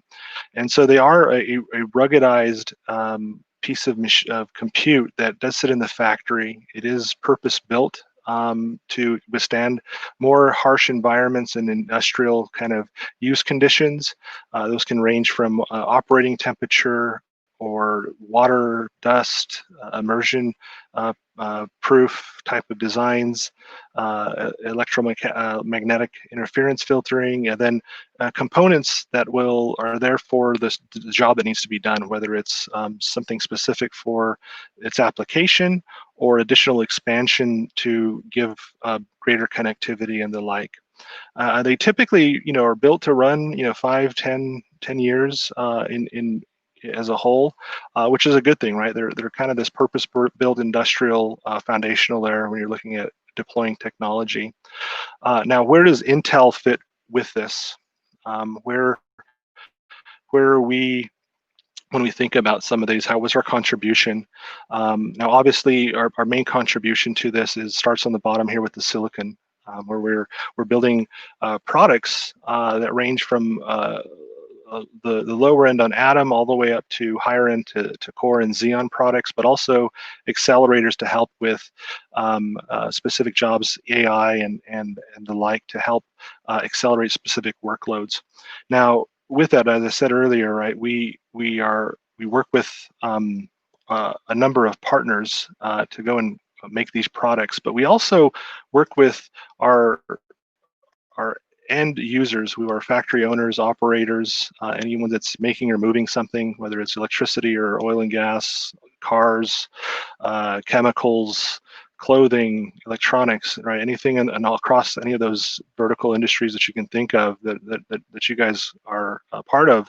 We work with those parts of the value chain to really understand the needs, and then we go back and partner and talk to our partners to make sure that we're developing the right products, as we kind of see here with the Siemens Advantex, the Dells, the AD-Links of the world, etc., and to make those devices that you typically are more familiar with, whether it's a panel-mounted screen or an IPC inside of a rack or inside the equipment.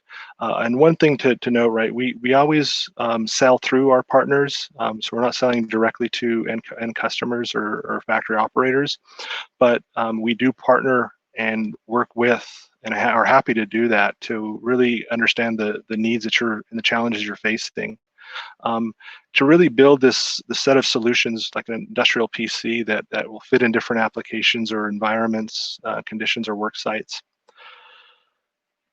And now, as I kind of shift a little bit, I want to talk about emerging themes or emerging technologies that are present. There really are three large areas that are happening around industrial technology. First, the intelligence at the edge. We talk about the edge being, beyond kind of that normal compute, but that intelligence closer to the edge of closer to the actual equipment that are running in your factory. The second is a convergence of the edge. So this can be converging applications, devices, functions, also the convergence of operational technology and information technology. And the third is the connection to the edge. And this is more of connection to the cloud, either on-prem, off-prem, hybrid, and also connection of your equipment on a east-west or lateral piece, maybe within a cell or a factory line.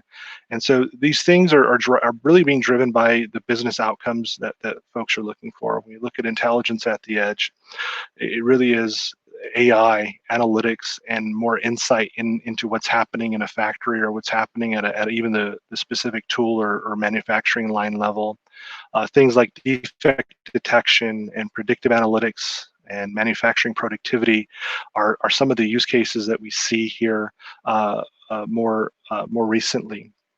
And on the convergent side, really looking to converge that operational technology and IT tech and information technology, that OT-IT convergence of leveraging the best practice from both fields to get the best outcome of deploying technology.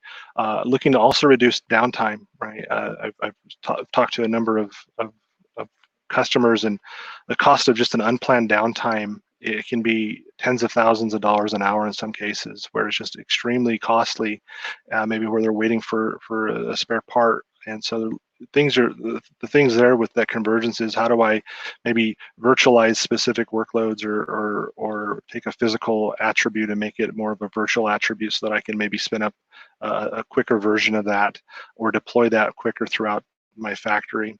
Additionally, looking to reduce capital costs, right? If I can converge multiple devices onto one device,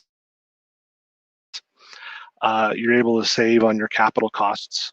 We actually have a white paper of things that we've done around this space in our own factories, where we've virtualized a number of workloads in a factory and reduced a fairly significant portion of our footprint in our factories, and saved a good portion of capital expense by doing that.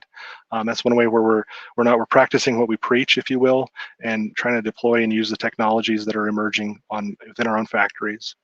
And that connected piece, this is one where it ranges from connecting the unconnected and accessing what's called dark data, that data that's there and present but not accessible or viewable very easily.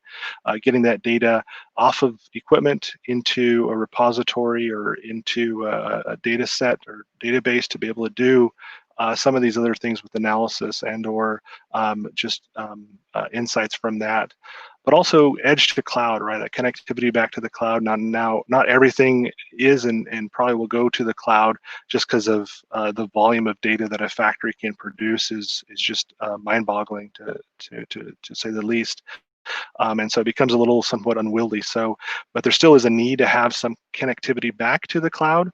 And then the other piece in terms of connectivity that we see is driving better management and better security, right?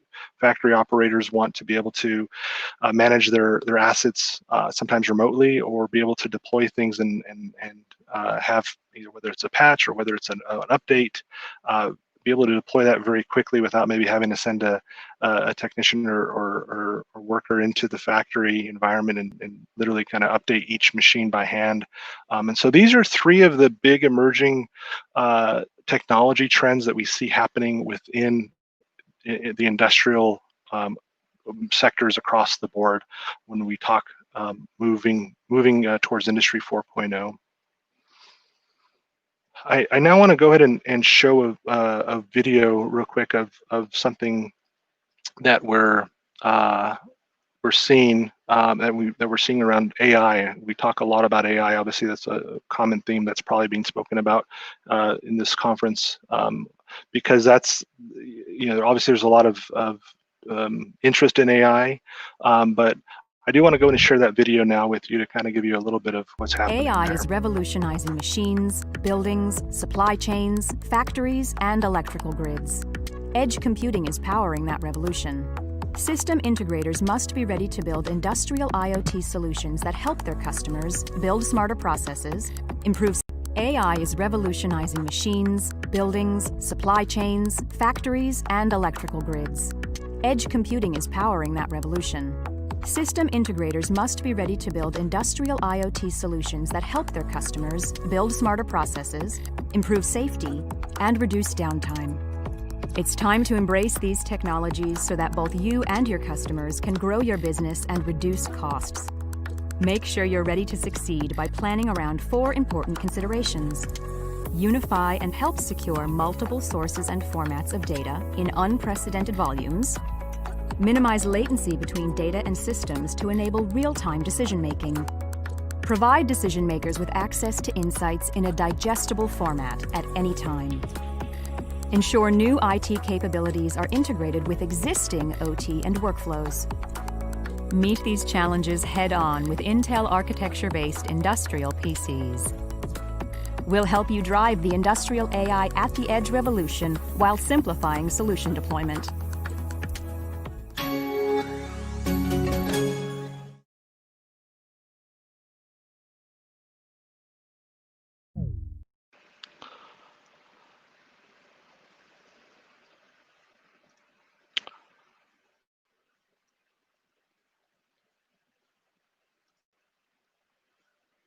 All right, thanks for watching that. It gives a lot of kind of real succinctly some of the big four things that I kind of talked about, some of those three things, but with a framework on, making sure that data is accessible, making sure that OT and IT processes are there. And at the end of the day, we're really seeing that just AI is one of the foundational pieces for digital transformation that's happening. I'm trying to share my screen again. Let me see if it will let me. I'm not sure if it's going through or not. Let me reshare again. Sorry about that.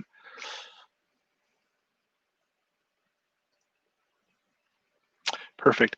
And so I would like to now really talk about some of the use cases when we talk about that connected or that intelligent edge, when we talk AI, when we talk analytics.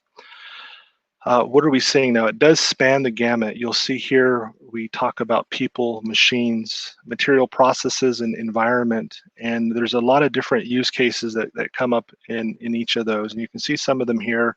Around people, we think maybe around behavior or safety for the employees. On the machine side, predictive maintenance is a very big one. Also controlling around how robots are being deployed and helping to improve their capability with picking and placing or welding or what have you. On the material side, defect detection. This is one where we have a lot of traction just because it's something that if you're doing visual by a human, it becomes very hard to match the rate of a computer as well as have the accuracy of a computer. So that inspection and defect detection is very big, as well as the management of assets. On the process side, optimization, right? How do you best optimize your process, your factory? How do you optimize and predict maybe things on your factory floor or supply chain pieces? And then in a building or environment, things like temperature, humidity optimization for your given factory and operating environment. The other piece here, so you have this kind of arc of various use cases that are present, from people to, like I said, machines, environment, et cetera, et cetera. But the data that's underlying all of that is where a lot of the value and obviously where the backbone is built. And so I have here, about 6 different data types, one called structured data, time series data, images, video, text, and audio. And you can see here that the size of the bars across the bottom actually means something. There was a McKinsey study done around AI and what the value was of different types of data. And the interpretation or extraction from that is that the two really big ones right now that are driving the largest amount of impact and value are structured data and time series data. Now those things are really helpful and ubiquitous across factories and energy utility providers. So there's a huge amount of untapped potential that is there present in these data sets. So I want you to think about that in terms of, what's the value that you're sitting on that you might not be aware of today in your factory. And now, as I kind of conclude, I do want to go through a couple of things of what's Intel offering. We obviously offer a number of hardware components, with industrial PC being one of those, and other parts really to help drive those things of connectivity, reliability, manageability, and security for you to take steps towards your digital transformation. We also help with security, so making sure that things are being deployed in a secure manner that you can have additional protection for your factory.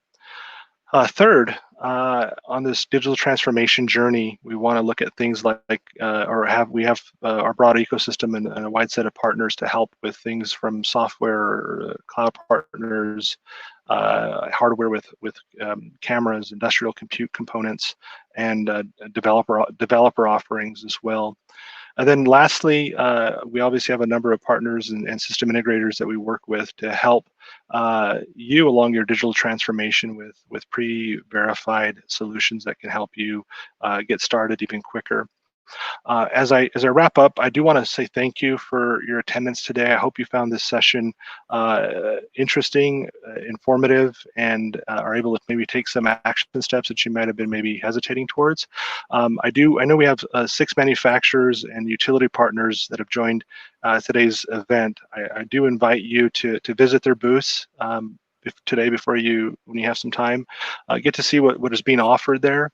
I do want to talk about a couple of the pieces as I wrap up the next couple of minutes that we have from the audience.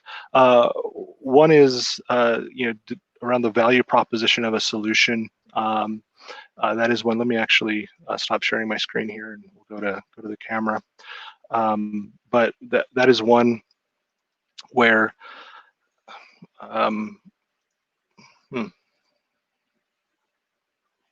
well, I'm not sure what's going on with my camera, why it's not wanting to start up. But I'll keep talking through this and maybe it'll connect. But the piece there is around the value proposition. We see that commonly of not knowing how to position or what the value proposition will be, how much value is going to be obtainable, what the outcome is going to be. And so we do see that as a common theme as well. Another piece there is kind of the size and scope of a given factory can be quite large, and so that definitely kind of starting small, right? Whether that's a pilot or a proof of concept or just one line in the factory, being able to just take it in kind of bite-sized pieces, if you will, is crucial. There's another question here around how can technology help with social distancing? That one there is a great question. That one, number of things. I've talked about kind of maybe a camera solution, but also one thing we're seeing more and more of is the deployment on multiple screens on the factory floor, or multiple pieces of compute that's out there to help social distance, so that not all operators are having to go to just one set of screen or one set of compute to access information or engage with the machine. So that need for multiple viewing and multiple data access is crucial. Another one here is worry that it will not work or something might break. That is the case, and there's a big fear in a lot of cases as well. Like I go back to my point of just trying certain things. We have a number of solutions to kind of try with smaller implementations at first, as well as I talked about kind of those verified solutions where other factories and other operators have gone through and deployed them. Those are the questions that I had. I do want to thank you guys for attending. I'm not sure why I can't get my video back on, or else I'd be waving at you and saying thank you. But know that I do appreciate your attendance and the participation today. Thank you so much, Adam. That was absolutely wonderful session. Keeping it crisp. Thank you so much. And thank you for taking the questions as well. Audience, if you have any more further questions, please do visit the booth. And now it's a time for a break of exactly 30 minutes. You'll be visiting a virtual booths, and this is the best time for networking. So I request everyone to please utilize this opportunity. Visit booth, try to more interact, try to get answers to your questions, try to gain some knowledge. All clickables, try to discover them, explore them, and we have 30 minutes to do that. See you all in the conference room exactly at 12:15 p.m. Thank you so much.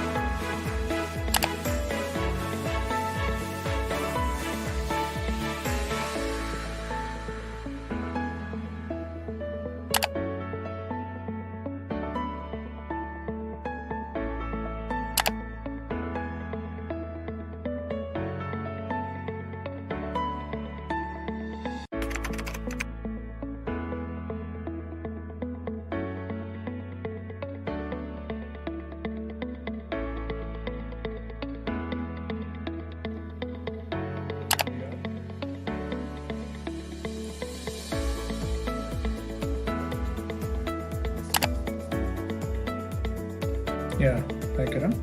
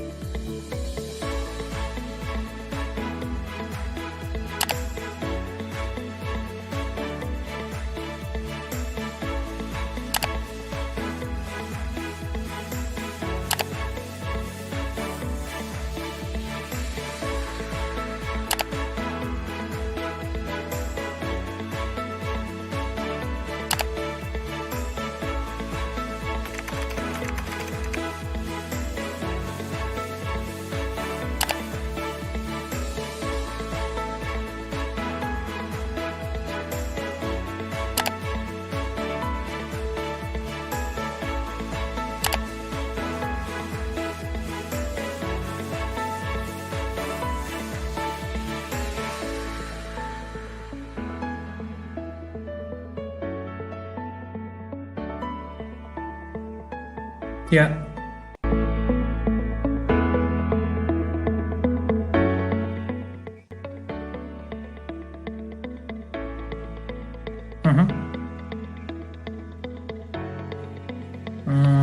Let me check. Yeah, share my screen on the left side, right? Yeah. Yeah. Oh, it is not. Oh, it is not letting me share it. Oh God, Firefox cannot allow permanent. Oh, hold on. Oh no, I'm not on Chrome. I'm on Firefox.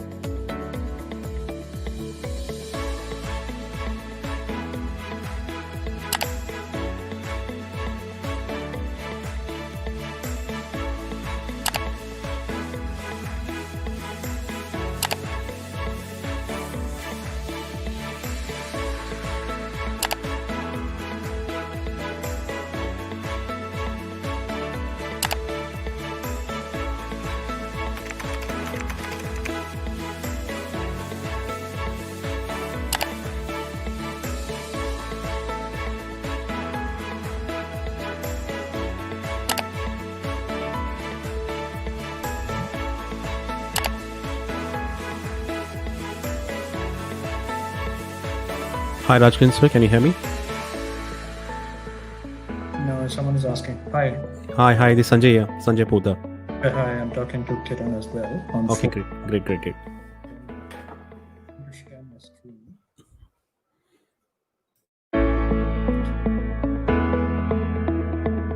Oh, it's not letting me share.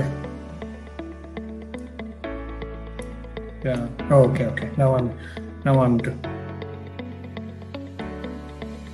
right. So I think. Can you see my screen? Yes, I can see your screen now. Okay. So Sanjay, see my screen. Okay, no problem. Good. I think we're good to go. I don't have audio on my slides, so it's fine. Perfect. So yeah. I'll announce your name exactly 12:15. You can start. Sure. Thank you so much, sir. Done. Okay. Thank you. Yeah. Take care. Bye.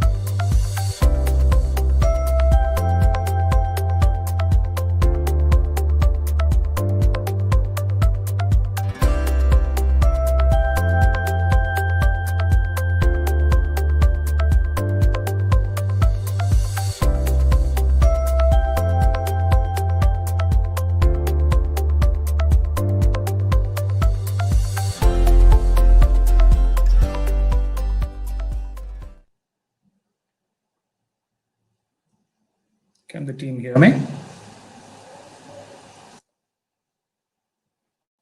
Yes, sir. We can hear you. We'll start in 2 minutes. All right. Yeah, just one question. When I'm going to slideshow, if I just share my application, can you just confirm that it works? I will do for you. Sure. Yeah, 1 second. So let me, suppose I'm sharing this. Are you able to see my screen now? Yes, I can. Now, if I do, now, are you seeing it in full screen mode right now? Correct. Okay, so that's what is covering the entire screen, right? Absolutely. Okay, perfect. Just go to slide number 2. Let me see if it works. Yeah. Yeah, perfect. It's working fine, sir. So is this small band coming in the way on top of products, people, processes? Stop sharing or something? No, right? No, nothing else. That's not appearing. Okay, Yeah. great. So we'll go live in 2 minutes. I'll make an announcement. Yeah. Sure. I'll keep my camera and mic on. Okay. Sure.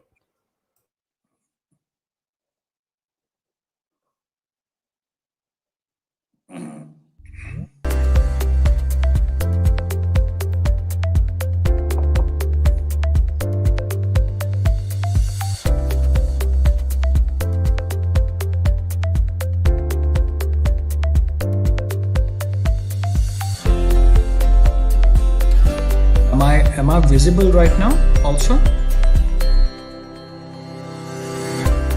Sanjay? Yes, sir. Please come again. Am I visible right now? Or No, you're not. I mean, your PPT is visible only. So is it a good idea for me to be visible first and then start sharing? Exactly. Just start with 1 minute and then start sharing. Yeah. Okay. Perfect. Yeah, now I'm visible, right? Perfect. So we'll go live in 1 minute. Yeah.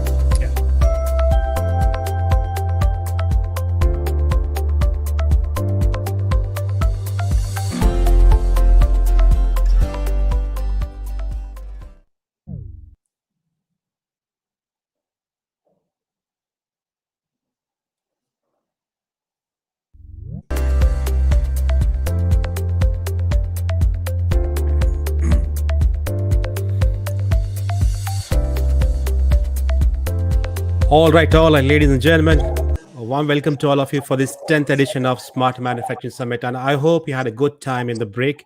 I hope you had a lot of knowledge, visited booths, and have exchanged cards. So, ladies and gentlemen, I'm pretty super excited for the next session, which is a post-break session. It's a powerful session.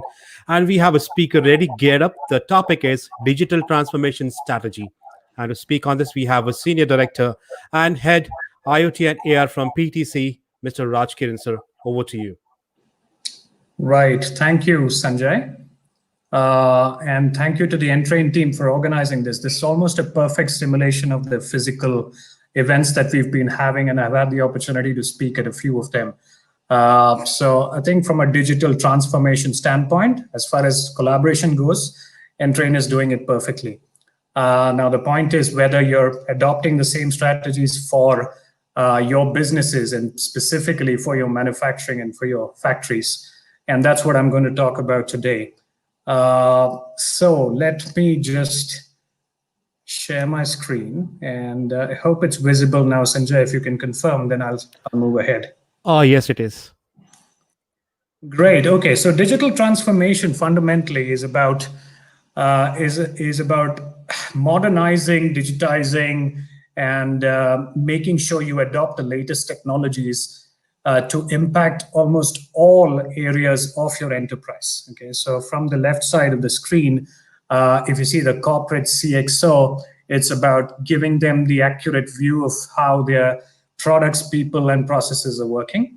It's for the engineering team to understand how exactly the model that they're creating can be visualized before it's actually manufactured. For the sales and marketing, it's about how you sell using technology and to help customers visualize what is being done. For manufacturing and supply chain, it's about optimizing the assets, the people, products, the workforce, and all of those together. Customer operations, it's about how you help customers operate the particular product in front of them and make it easy, like digital manuals are in and the paper manuals are a thing of the past. Customer service is about how you optimize and how you understand failures before they actually happen, and even help the customer self-serve their machine that's broken down. Now I'll go into the factory and just get into this area of how smart manufacturing can actually be adopted.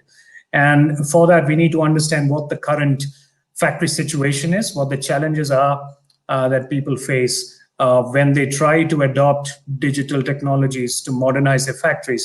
Now, the ISA 95 model may be familiar, you may be familiar with the ISA 95 model to an extent, and that's at the lowest level. We've got the PLCs, and you've got the HMI SCADA at a higher level, and the MES, MOM, and on the top, you've got the ERP, SCM, PLM. This is on the left side of the screen. And the problem and the challenge is in, if any of you have tried digital transformation to any degree within your factories, you must have seen that there is poor interoperability because there's the machines on the shop floor, the equipment are all disparate and bought at different times and may not be able to talk to each other perfectly. They're rigid to that effect because of the method in which sometimes you may not be able to extract data from them. And then you've got a modern and legacy mix. There may be new machines that have all these capabilities, but you have the old machines which don't have these capabilities. So how do you get all of this together? And they are from multiple vendors. They are highly complex by their very nature. Now, because of that, the problems that you're facing is that you don't have one common data repository, and therefore your operational visibility cannot be perfect. You probably don't have a real-time visibility into the health of your machines. You're doing maintenance in a very reactive method, and you suffer from unplanned downtime. There's flexibility problems. There's a skills gap because of that, because your workers are still not being able to work to their optimal potential, right? And therefore, all of this results into a time to value problem, which is that when you want to create a product, you really take time more than what is really possible with digital technologies adopted. Now, how do you solve these problems? It is by having an ideal IoT platform encompass and wrap around all your layers of the ISA 95 model on the left side. So you need to have an IoT platform that can perfectly consolidate the data from the various different layers and make sure that you have a connected system which has a common data repository, and therefore it's easy for analytics, and it is real time. It's role based, so your different personas can actually be looking at different dashboards within the system, and then you can predictively and prescriptively maintain your factories, and you can actually have mobile applications to stop your factory, and it's very relevant in these COVID times for you to be able to remotely work and remotely maintain your system. And I talked about an ideal IoT platform. Platform is a very overused word in the IoT space. What do we think an ideal platform should do? If you look at the green band in the center, an ideal IoT platform should be able to source data from various different systems, not just from the devices, but also from pre-existing data on the cloud, from business systems, from ERP systems, etc., and also from the design systems, from the product lifecycle management systems, and from the factory and operations data from the shop floor. And then contextualize is about putting them into a readable, understandable, comprehensible format, a very good data model with which you can use the data effectively, because as you may know, that 88% by a lot of research, 88% of all data that is generated is unutilized. So how do we increase that percentage and make sure that the data is utilized, is to put it in a proper structured format. And then comes the area of synthesis or analytics. This is where the machine learning and AI capabilities come in. and it is necessary to analyze, simulate, understand when a machine is going to fail, etc. And that's this step. Orchestrate is about the business systems getting integrated, and for you to be automating your processes, your applications, your machines via the IoT platform. And Engage is about creating effective mobile applications, desktop applications, as well as utilizing augmented reality, which is a topic I'll touch upon in the latter part of this presentation. I'll show you a video about what we've done with a large cosmetics company in the world, and I hope this video, there's no glitch on this. There's no audio here, so if you see, we are monitoring various equipment like the wipe stand, the bottle positioner, etc. And you see the OEE calculations and the on the left side, and you get real-time information across a timeline to understand how your machines are performing at a given point in time. Okay, and here on the left bar, you also see real-time utilization and the production data about how much scrap is produced and what the target is, and also the individual machines, how they're performing in terms of the various parameters. Okay, and this is the intuitiveness to which you can go down to creating these dashboards, and you can actually place a schedule for a certain quantity, and there will be so you see there is a order placed for a certain number of bottles to be produced, and that goes in to the automation process, and that's the way in which processes can be optimized. All right, that gives you an idea. Now let me go into the digital manufacturing suite, and we as a company are moving from purely having a platform based approach to also getting to solutions being taken to market. So we make it very easy for you to build solutions, but also there are ready-built solutions for monitoring these three aspects: the products, the people, and the processes within an organization. And those are the digital workforce productivity for people, the processes are about the scalable production management, and the asset optimization, that's the products. But also there could be the CXOs who want to have the view of how various different factories with disparate heterogeneous machines deployed across them are performing at any given point in time. And that's the operational intelligence view that they really need to have. Some of our large customers are mentioned here because these are familiar logos to people, but this solutions suite can really be deployed across any kind of customers, any size as well. And during these COVID times, we're seeing an increased interest in manufacturers coming to us and saying they want to adopt these technologies. I'll go into the value, and I think the speaker from Intel was talking about the value-based approach. And I'll go into the value that these can actually give to you if you deploy it correctly, or if you even start off with a deployment. And if you go down on the operational intelligence area, you will actually see that the operational costs, and this is based on the 1,500 customers we've acquired over the past 6-7 years, and the operational costs go down by between 5 to 12%, and that translates into huge cost savings. And the capex can be improved by this percentage. The OEE increase can be in the range of 3 to 50%, depending on the kind of enterprise it is. And one of the main starters in a lot of ways for a lot of companies is to optimize their energy costs. And some other companies start with that and then move to the other areas within the enterprise, and that's between 2 to 15% that they see an optimization of. One of the other topics I'll touch upon is the people aspect, which is extremely relevant in the current COVID times when you're having to do remote operations, remote maintenance, and also enhance people's ability to go out and fix problems or stay at home and instruct someone else to do the work with the 30-40% workforce that are on the field today. And the operator productivity can actually go up by this range, 5 to 60%. The scrap values can go up by can reduce by 10 to 50%, and therefore the changeover time reduces by 30 to 70%.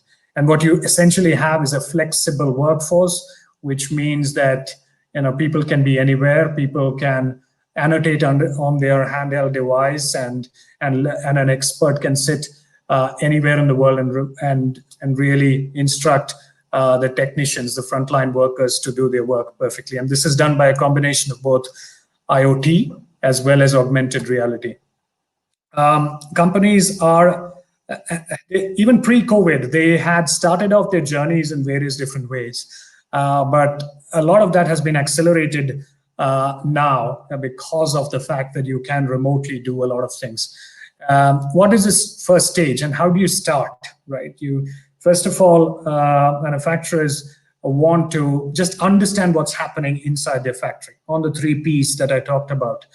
And that's about unified connectivity. How do you connect all of the systems, all of the people as well, and all of the processes to understand the current health? And even that is going to lead to intelligence and insights based on which you can take action. Descriptive analytics, why is something failing, is something that can be arrived at with these technologies in place. And therefore operational intelligence. This is the first step, and worldwide you've got 60 to 70% of the manufacturers still in this phase. And next step, and I think most manufacturers should get into this step very, very soon, given the current constraints that we're all faced with, is to get into the area of predictive analytics, to understand based on machine learning as to why things are happening, why a machine is failing, what are the indicators, what are the factors based on which something is happening within the factory. And then to adopt augmented reality, which a lot of companies are already doing. There is a remote collaboration and assistance tool which we were giving away at no cost during these times to help businesses run, and that has seen massive adoption across the world and in India as well. Essentially, and then the digital thread, which is the life cycle of the product being tracked from its design phase right until when it's deployed in the market. And all of these will lead to agile innovation, and therefore it'll accelerate your continuous improvement. It'll also increase the speed and flexibility of what you're doing right now, and that's very relevant today. And what is your ideal state, and where do you want to reach? It's what we call the outperform stage, where you reach a stage where you prescribe what to do when something's happened and why it's happened, and what to do when what to do to avoid a failure happening in future. And then you have operations that are synchronized between each other with minimal manual intervention.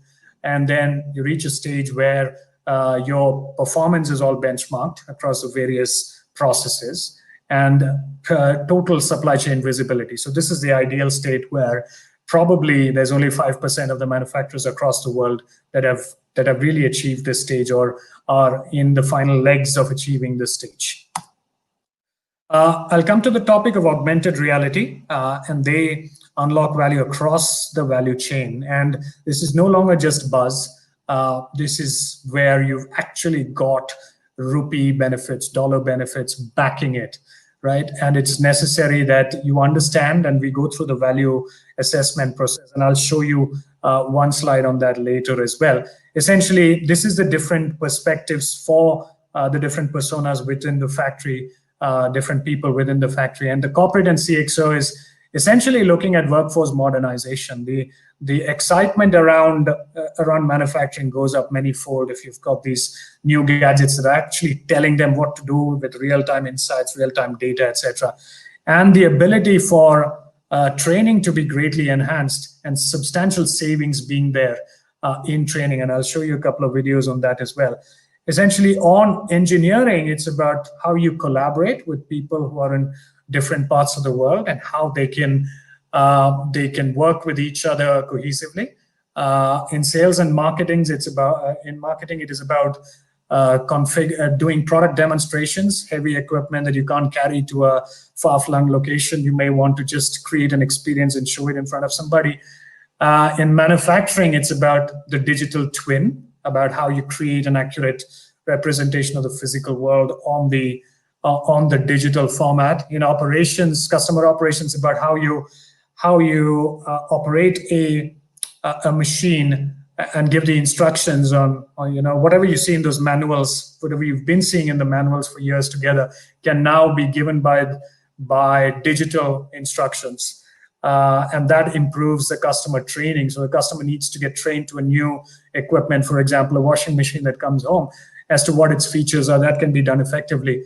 And then finally, for a service where there's tremendous value, is that the manufacturers themselves can decrease the number of times they visit, what we call truck rolls, visit the customer when something's failing. They can come with a spare part, even on their first visit, because they know something's already failed. But also for the customer to maybe fix it automatically by themselves without having to log a case. So augmented reality supports all of these together. And this is what I was summarizing across the various areas. And a remote expert assistance was the solution that I was talking about earlier, that we were actually giving free of cost until the end of August for making sure that manufacturers continue their business in the same way. Where are the two major areas where AR is really picked up? It's in manufacturing and service. It's pretty similar in sales and marketing, training, and all of those, but these are the two that stand out. About 22-24% of all the adoptions are in these two areas. And what does it help them do? On the manufacturing side, the unscheduled downtime is tremendously decreased, and you saw the percentage figures earlier. And also to decrease scrap and rework and compliance costs for a few sectors which are very sensitive to that, like pharma, oil and gas, etc. That's translating into reduction of compliance costs for them. On the service side, I think I touched upon it pretty well. It is to reduce the mean time to repair, to increase the attach rate, and to essentially get it first time right. First time fixed right, and that's very essential for manufacturers to do. And this AR has really enabled manufacturers to do that.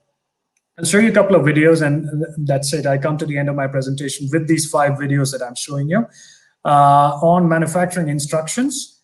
If you see, okay, let me just click through.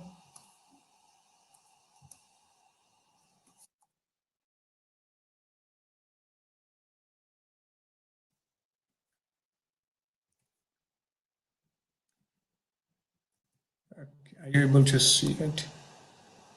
All right, so let me show it to you in this method. If you see, you can wear an eyewear or a wearable and actually get manufacturing instructions to assemble a product. This is for assembly instructions, and it gives you the stepwise instructions on what you need to do. And as you complete something, you can say next step, and it'll move into the next stage. Okay, and this is what you can do with augmented reality technologies where manufacturing is concerned. I talked about training time and how training time can be greatly enhanced with using AR technology. This is somebody who spent 28 years within the company, and he knows this complex equipment in front of him extremely well, and he's going to retire. How are you going to capture his knowledge and transfer it to the new joinees of the company? And he just wears a wearable, a HoloLens, or any other wearable that's available, and create this experience and documents that pretty well, the stepwise method in which this equipment has to be operated. And he captures that perfectly in terms of videos, in terms of instructions, annotations on the ground. And he actually shows the various places. He shows how it needs to be annotated, etc. And he captures that with what we call Vuforia Expert Capture. And how is that transferred to somebody who's just joined the organization? This is somebody, a new joinee, and she's going through the instructions that this retiring person has captured for her.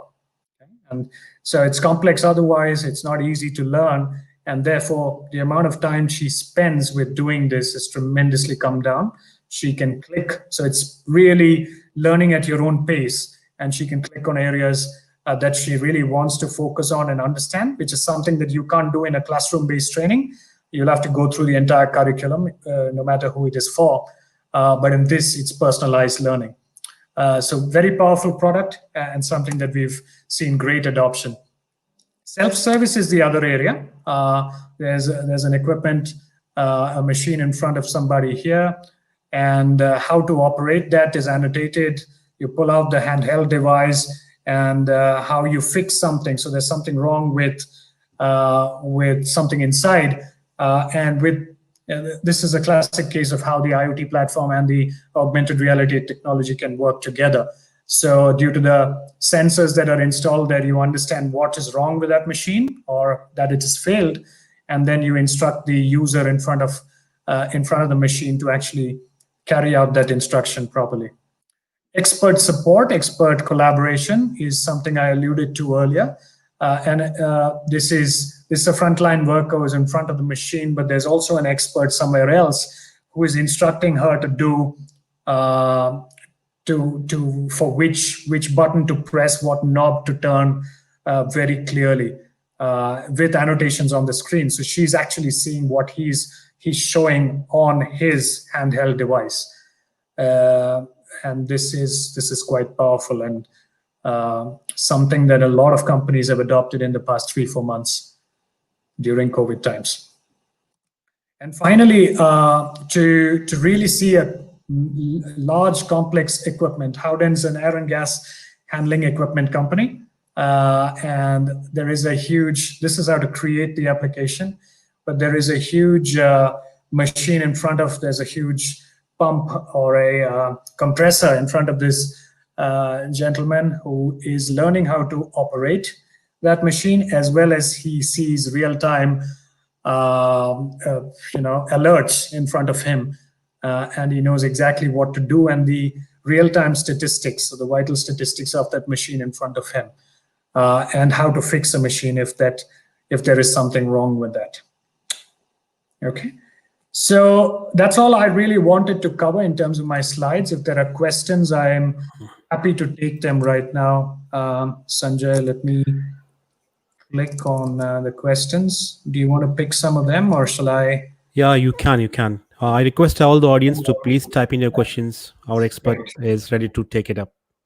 All right, so I'm not able to see many questions right now beyond what was there from the previous time. So I'll wait a couple of minutes.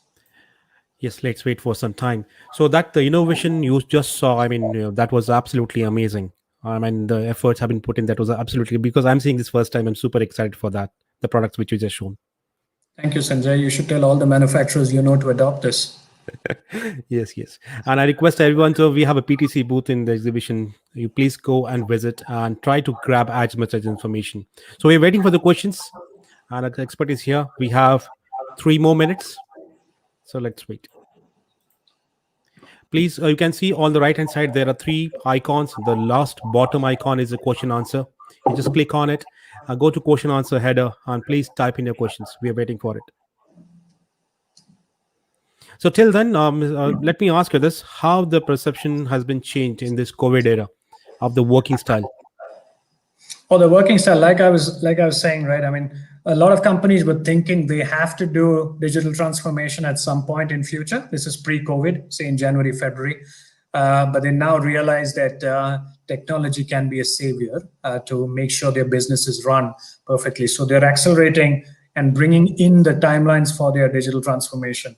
So they're making sure they do it fast, and they're thinking more actively about this. So that's actually the good part of it. Of course, companies that have not that have been hit very badly in terms of demand from the market are thinking of, because they are cash strapped or budget strapped, they're thinking twice about doing this. But the more visionary companies realize that there's tremendous value behind this, and therefore they're accelerating their plans. So many of them, we're having very credible conversations with a lot of companies to do this fast.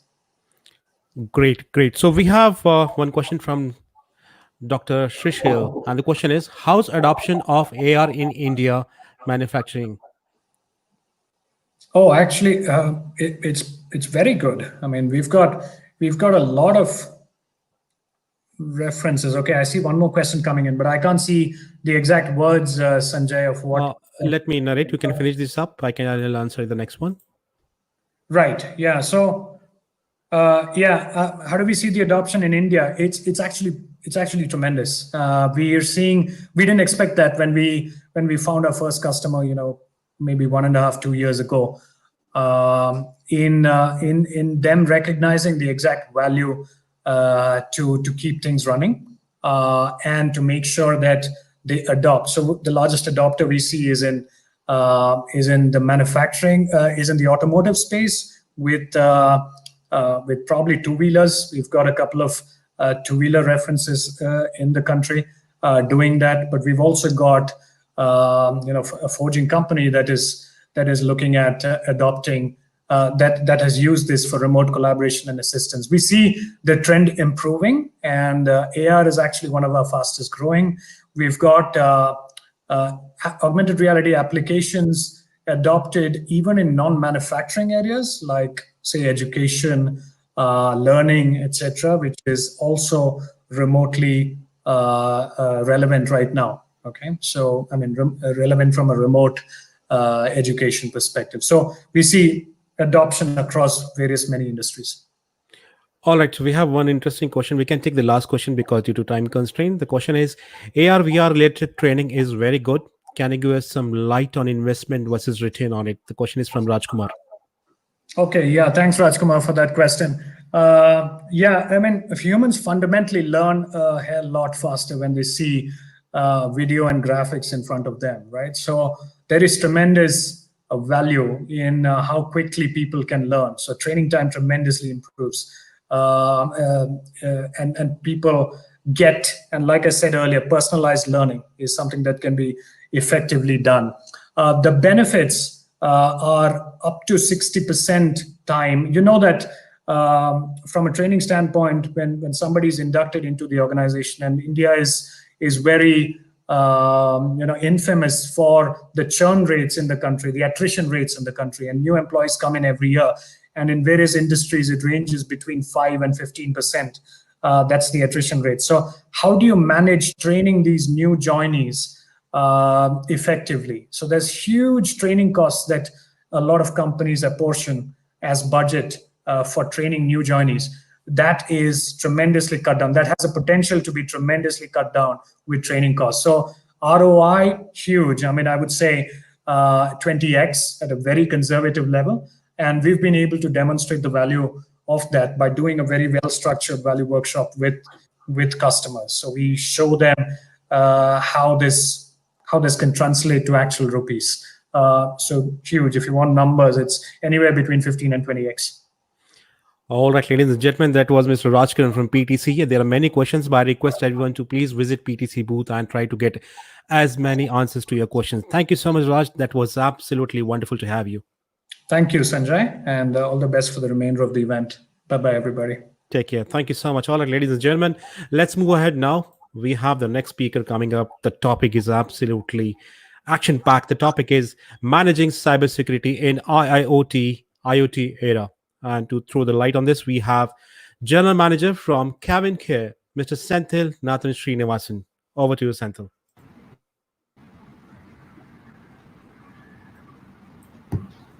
Yes, we can see you. Yeah. Good afternoon. It is my pleasure to be part of this network. It's the third occasion I'm coming into for presentation. Next 30 minutes, I want to briefly introduce importance of IoT security, IoT ecosystem elements and characteristics, potential weakness and targets, pillars of cybersecurity strategy. All those things I'll be taking through for 25 minutes, and the balance 5 minutes, I'll keep it for Q&A.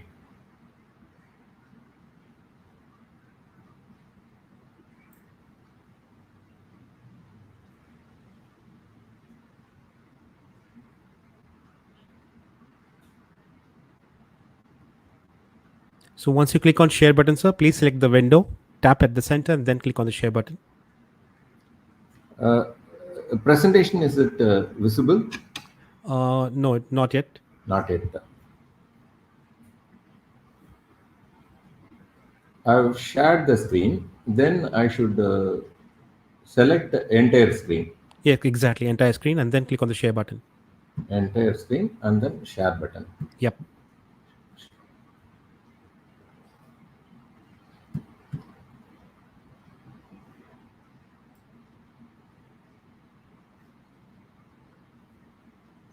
I'm giving click no share. It is not going.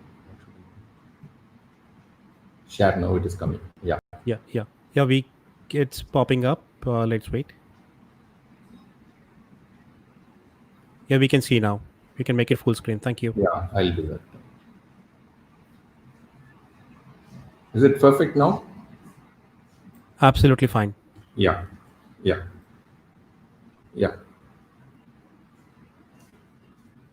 So IoT market is really exploding, and the estimation by the various agencies is by 2025, 25 billion devices would be there, and $1.1 trillion of IoT devices market by 2026, and every second or every single minute, 1.5 lakh devices would get added in 2025. 85% of the IoT project budgets would have been sanctioned by every organization. Like this is the IoT part. Breadth of IoT categories. If you take industrial Internet of Things, and then industrial medical things, then smart cities and smart homes. These are all the IoT categories currently in vogue. Actually, policy issues are regulatory issues, digital privacy issues, and data security issues. 2000, yeah. These are all the attacks during 2008 to 2017. And 2019 alone, 3 times of cyber attacks on IoT devices and related components. All of us know that the IoT concept of providing connected digital identity to physical objects and networking those identities and their data together. Analysis of data that these objects produce aims to improve quality of life, efficiency, create value, or reduce costs.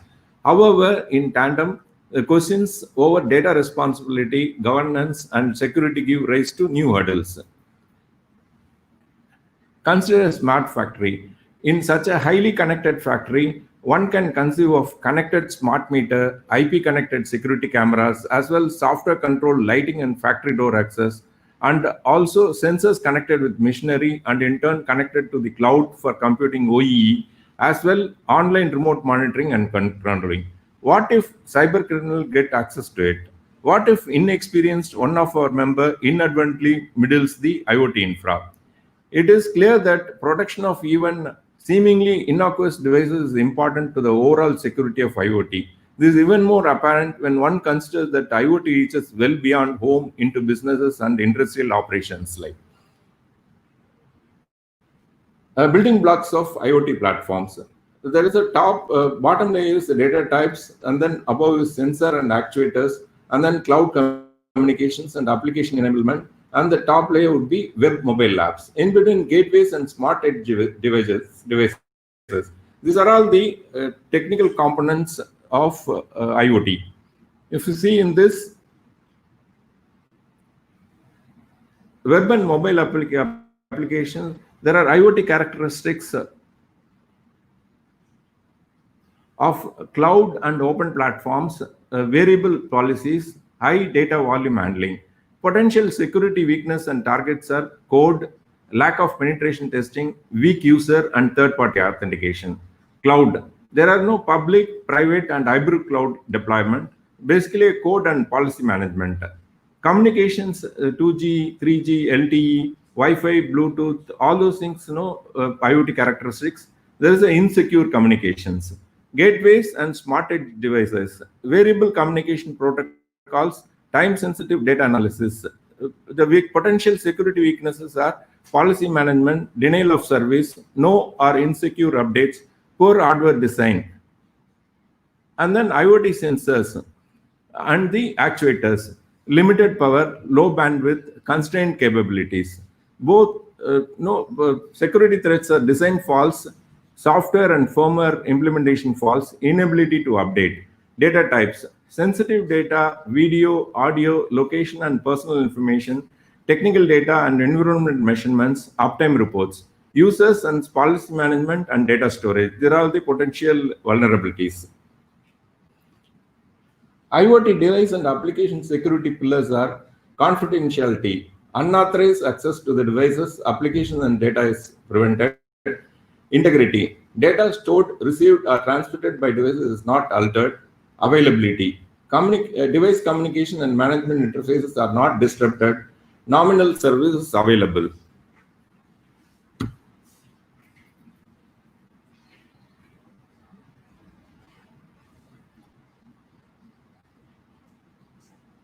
What does a cybersecurity solution all aim to achieve? The primary objective is to reduce the risk to the businesses, ensuring that the data and the information generated is confined to the users and systems that are authorized to access it.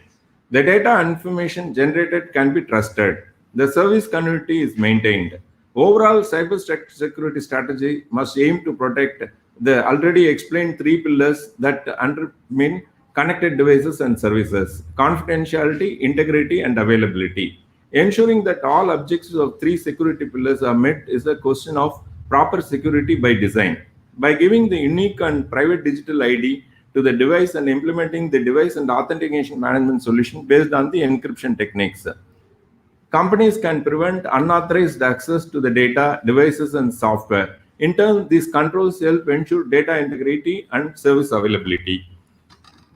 A typical IoT infrastructure is depicted in the, if you see IoT device and it is controlled by a server, and then the access would be through edge gateways to the public and remotely controlled by the mobile app or end user device app.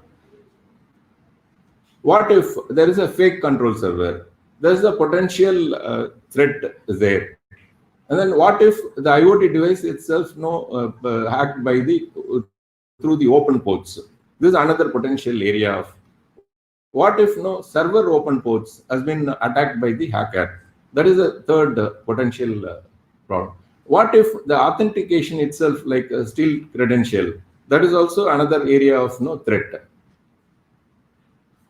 What if injecting a bad configuration or firmware into the IoT sensors? What if injecting bad configuration into a control server? All those things are potential dangers. And what if in the network, if data has been sniffed and then it is pushed into the unauthorized hands? This is also another potential risk. Okay.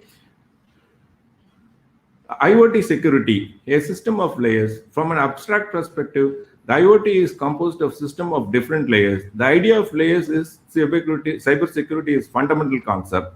The reason for this is that should one layer fail to the efforts of a cyber criminal, other layers remain in place that helps to mitigate any potential damage done. Each layer has its own requirement terms of cybersecurity. These are broken down into more detail in the next 10 slides actually. If you see, there is an insecure web interfaces. The solution would be allow default usernames and passwords to be changed, enable account lockout, conduct web application assessment. There is a second, insufficient authentication and authorization. Solutions would be require strong complex passwords, verify the password recovery mechanisms are secure, implement two-factor authentications wherever it's possible. In terms of insecure network services, minimize open network ports, do not utilize UPnP, review network services for vulnerabilities. Lack of transport encryption, encrypt communication between system components, maintain SSL and TLS implementation, do not use proprietary encryption solutions. Privacy concerns, solutions would be minimize data collection, anonymize collected data, give end users the ability to decide what data is collected. Insecure cloud interface. The solutions would be security assessments of all cloud interfaces, implement two-factor authentication, require strong and complex passwords. Insecure mobile interface. The solutions would be implement account lockout after failed login attempts, implement two-factor authentication, require strong and complex passwords. Insufficient security configurability. Solutions would be make security logging available, allow the selections of encryption option, notify and end users in regards to security alerts. Insecure software and firmware covers the IoT device. Solutions would be sign updates, verify updates before install, secure update servers.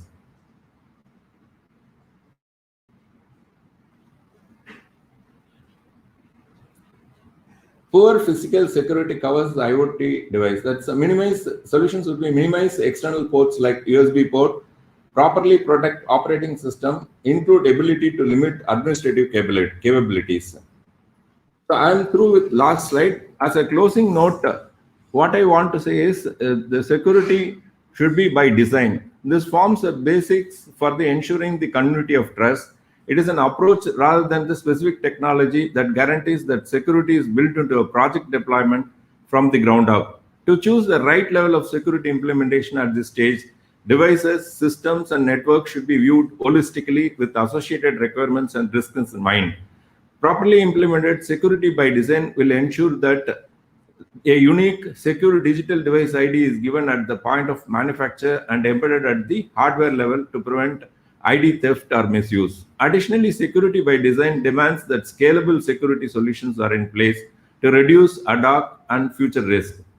What level of security do we need? The first thing we must understand before deployment of security solution is that cybersecurity is an exercise in risk mitigation.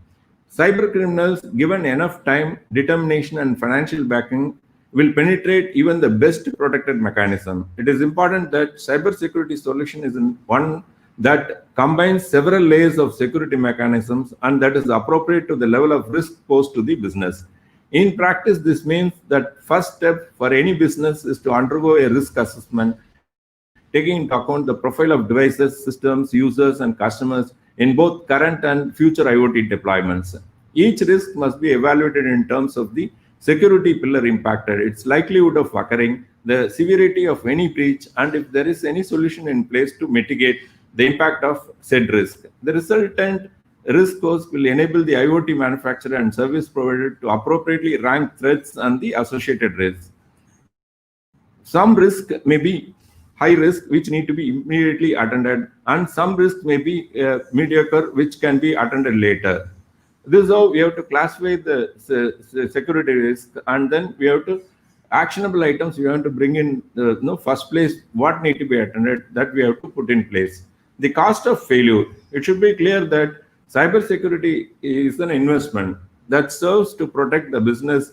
Consider for a moment the potential impacts of cybersecurity breach. Disruption. What is the cost of associated revenue loss of service falling offline? Data theft. How valuable is the data and what is the cost of lost or compromised information? Are there regulatory implications? Unauthorized device access. What is the cost of implementing new access credentials in the field as a result of malicious activity? Brand damage.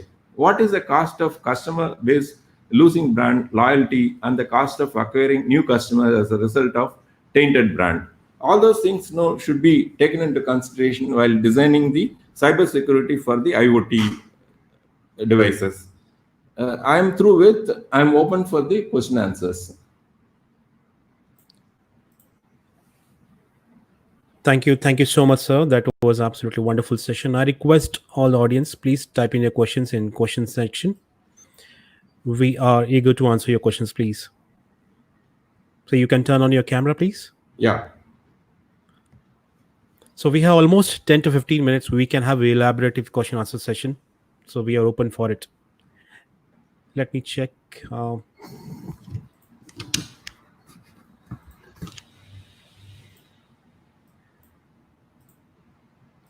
Yeah, I request audience to please put in your questions in Q&A.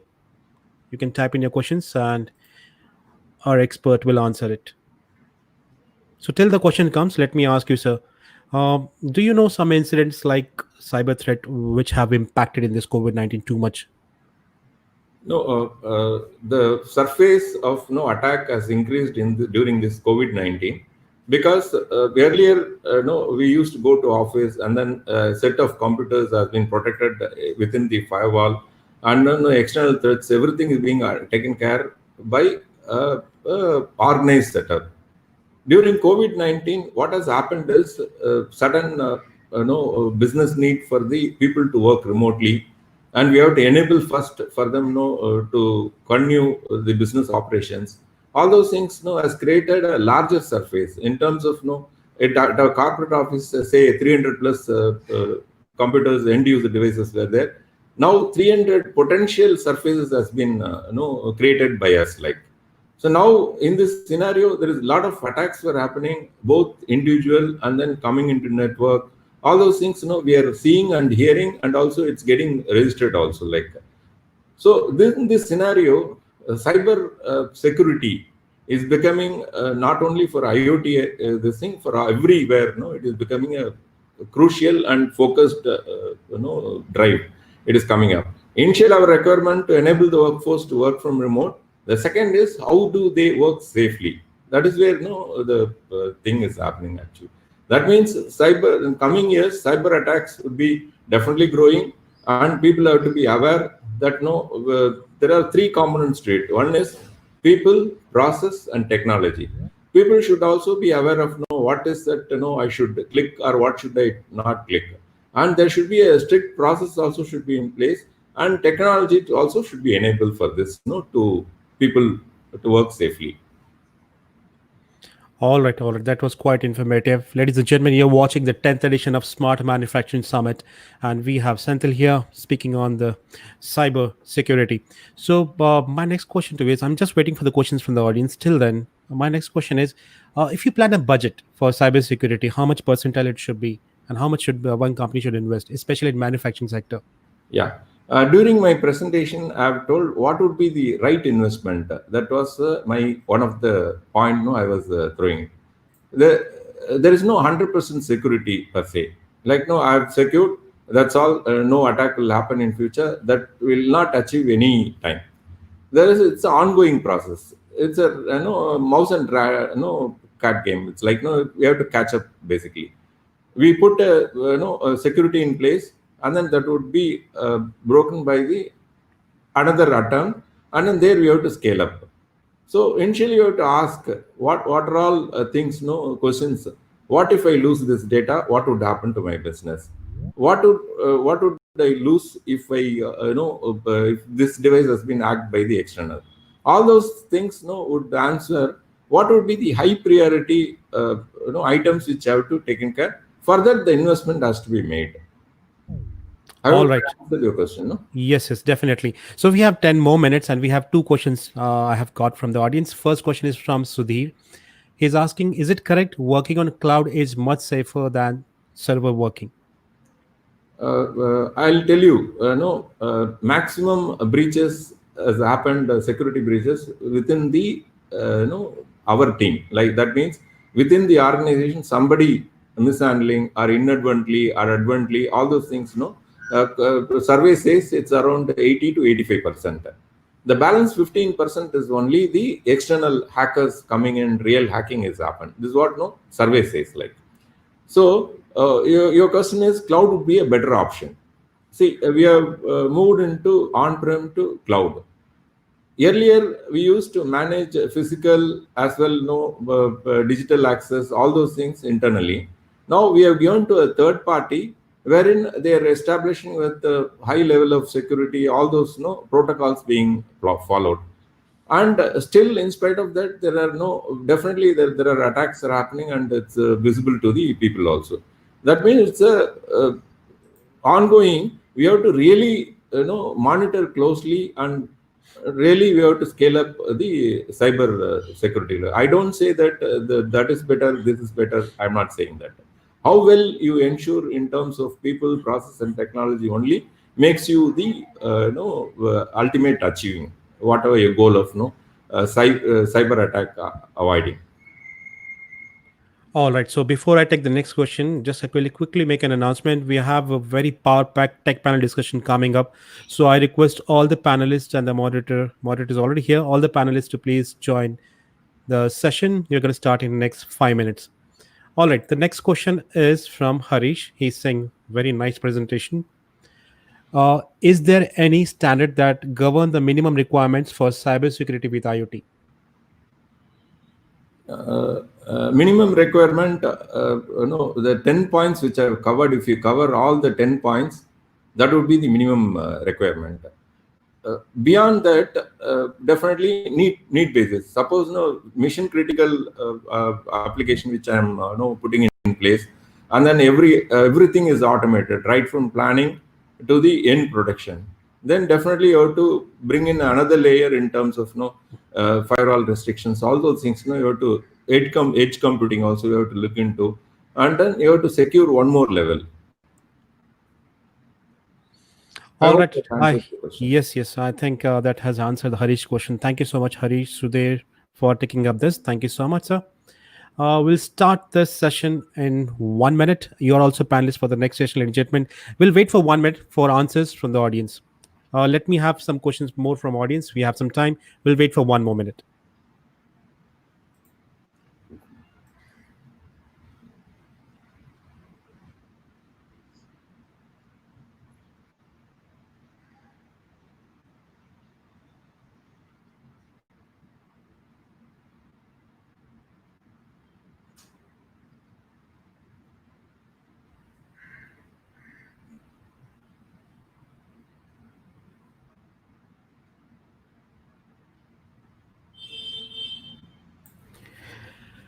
Yes, we'll wait for 30 more seconds and we'll start with the next session. Let's see if we have any more questions from the audience. Yeah. Till now, no questions. I request everyone, this is a wonderful opportunity. If you want to ask anything about cybersecurity, this is a nice platform. We'll wait for 15 more seconds. Yeah.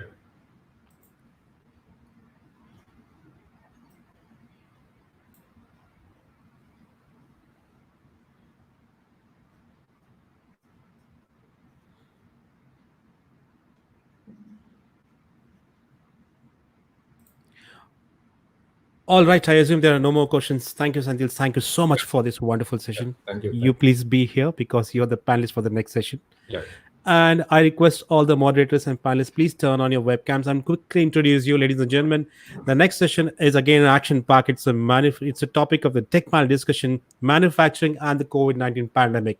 Very hot topic and everybody wants to hear about it. The points will be covered like enabler for successful transformation during and after the pandemic, how to leverage strategically industry 4.0 technologies to build on existing systems and infrastructure for big impact, solution implications difference before and after the pandemic.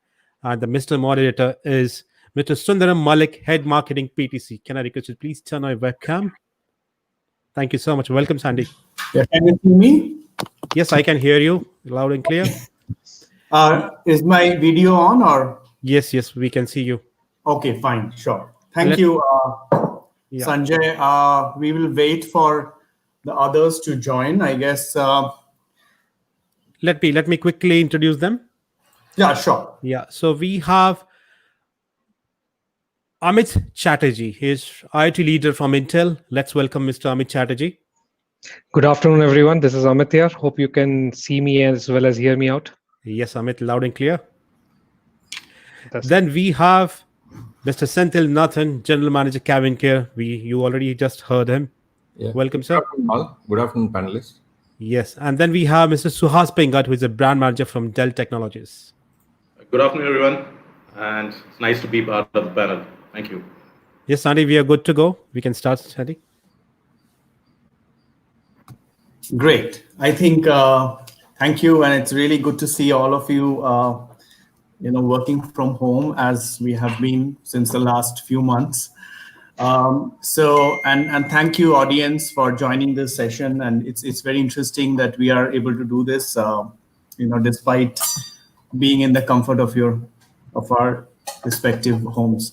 So just to get started, I wanted to request each of the panelists, starting with maybe Amit, to give a perspective on what do you think of the current situation and with respect to the manufacturing industry. I mean, there has been a lot of discussion since morning. What are the different areas which you feel is most challenged by the current situation. Supply chain, manufacturing, customer experiences. So if you can please throw some light, each one of you, maybe Amit, you can start. Sure. So thanks, Andy. Definitely, as we see it, there are three major challenges that at least I see it from a manufacturing point of view, based on the interactions that we have been having with within Intel as an organization, and also with whatever is happening outside. Luckily, Intel has automated most of our supply chain. So frankly, now I don't want to say that we have to eliminate all human presence, don't get me wrong, but with automation, we have been least impacted in our supply chain per se today, right? So if you're looking at shipments all across of our processors in the globe, we have taken care of that. And we are seeing similar approach towards automation, specifically in the supply chain, both inwarding and outwarding, is something that is being accelerated due to COVID, right? Second one, the place where we are seeing a good amount of interaction or rather good amount of progress is inspection automations. And the reason why we are seeing this is, again, lack of human power, as well as standardization that happens with humans per se. We have a company that we are working on, tire manufacturer, where we have used vision-based solution to get 99.9% accuracy for tire inspection, right? So that is something that is accelerating. And then the third one, which is, I would say, temporary, but is constantly required, is just social distance monitoring, and using it for contact tracing and ensuring that everybody who comes into the organization is safe, is fine, and if there are any mishaps that happen or any contacts that happen that we need to trace back, we can do it in a very proper and safe manner. So doing that with technology are the three major areas that I see as a churn starting very soon.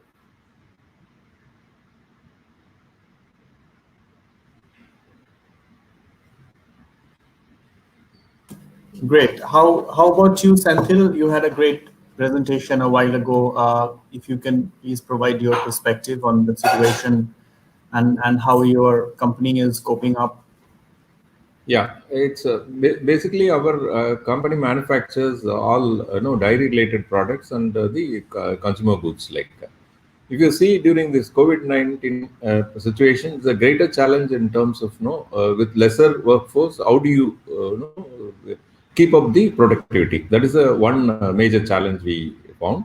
And the second thing is, because of people while resuming the operations post lockdown and other thing, getting a skilled manpower, that is where the another challenge we were facing.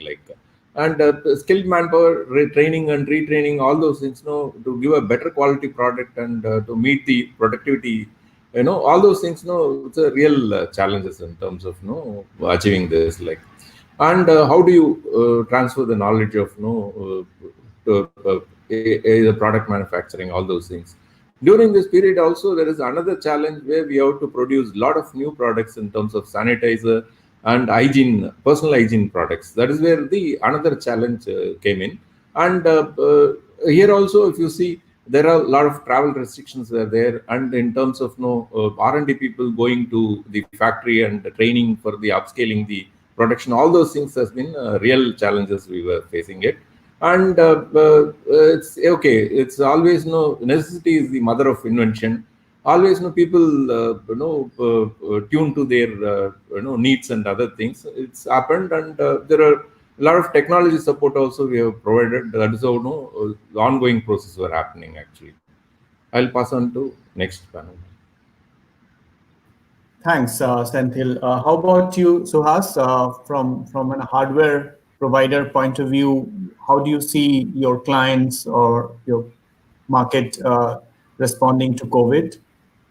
Well, thanks, Andy. I think there are quite a few answers to this. One is, of course, for Dell, being one of the largest IT vendors all across the globe. We do have our own factories, we do have our own manufacturing processes, and of course in India as well. So when this started, probably sometime in March, and its effects started coming in early Feb. So we were kind of geared to ensure that we could, kind of take care of the customer issues that we had, and to a very great extent could manage customer satisfaction as far as delivering our equipment is concerned. So we did that to a very great extent, because We do have manufacturing in place. We do have a supply chain and all those teams that could manage it. So yes, as far as business is concerned, of course, because of the conditions that we've seen today, a lot of business verticals have seen a dip, more so specifically manufacturing. But if you're looking at some of the other verticals like IT and IT-enabled services, these organizations have seen a lot of uptake from ensuring that their employees start working from home. So work from home has actually gone ahead leaps and bounds. In fact, a lot of shipments have been advanced. So that's one change which we've seen drastically. From a manufacturing industry perspective, this is the outside view. We are still hoping that things will improve. Knowing the fact that we cannot be remaining in the same state, we obviously have to move ahead in terms of business, in terms of driving up the economy and the numbers. So to that extent, we are geared up. And as far as technology provider is concerned, we've seen this as a major challenge. It's actually a disruption. And for us, all across our solutions and product lines, we're going to see a major shift and change the way customers adopt technology. So these are a few things that I can come up right now. But I think in a certain way, this may be a blessing in disguise for a lot of manufacturing companies based in India. And absolutely, since the morning, we've seen such great, fantastic sessions happening. I'm sure we can look forward to absolutely great implementation of all the new practices that we've seen today. Thank you. Great. So in terms of, we have had this smart manufacturing event for quite a while now, and we have had many discussions on Industry 4.0. I would like to understand from each one of you, what do you think of Industry 4.0 in this context? How do you see that Industry 4.0 or the fourth industrial revolution and all the technologies that come with it has become, it's imperative for manufacturers to adopt some of those and start thinking along those lines. So what are your thoughts on Industry 4.0 and the current situation? Do you want to? I can give a quick update, right? Yeah. So Industry 4.0, even though it's a pretty large pill to swallow, there are smaller pills where you can break it down into multiple different steps, right?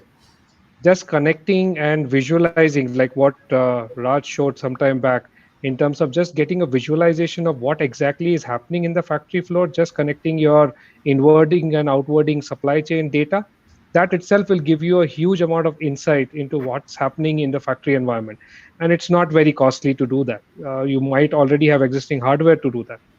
The next level, which is essentially creating predictive analytics or creating insights around it, will require certain amount of training, certain amount of data science expertise, as well as some resources to bring in. Then you go one notch above, which is essentially going into automation as well as inspection-related automations, or robots, or let's say some kind of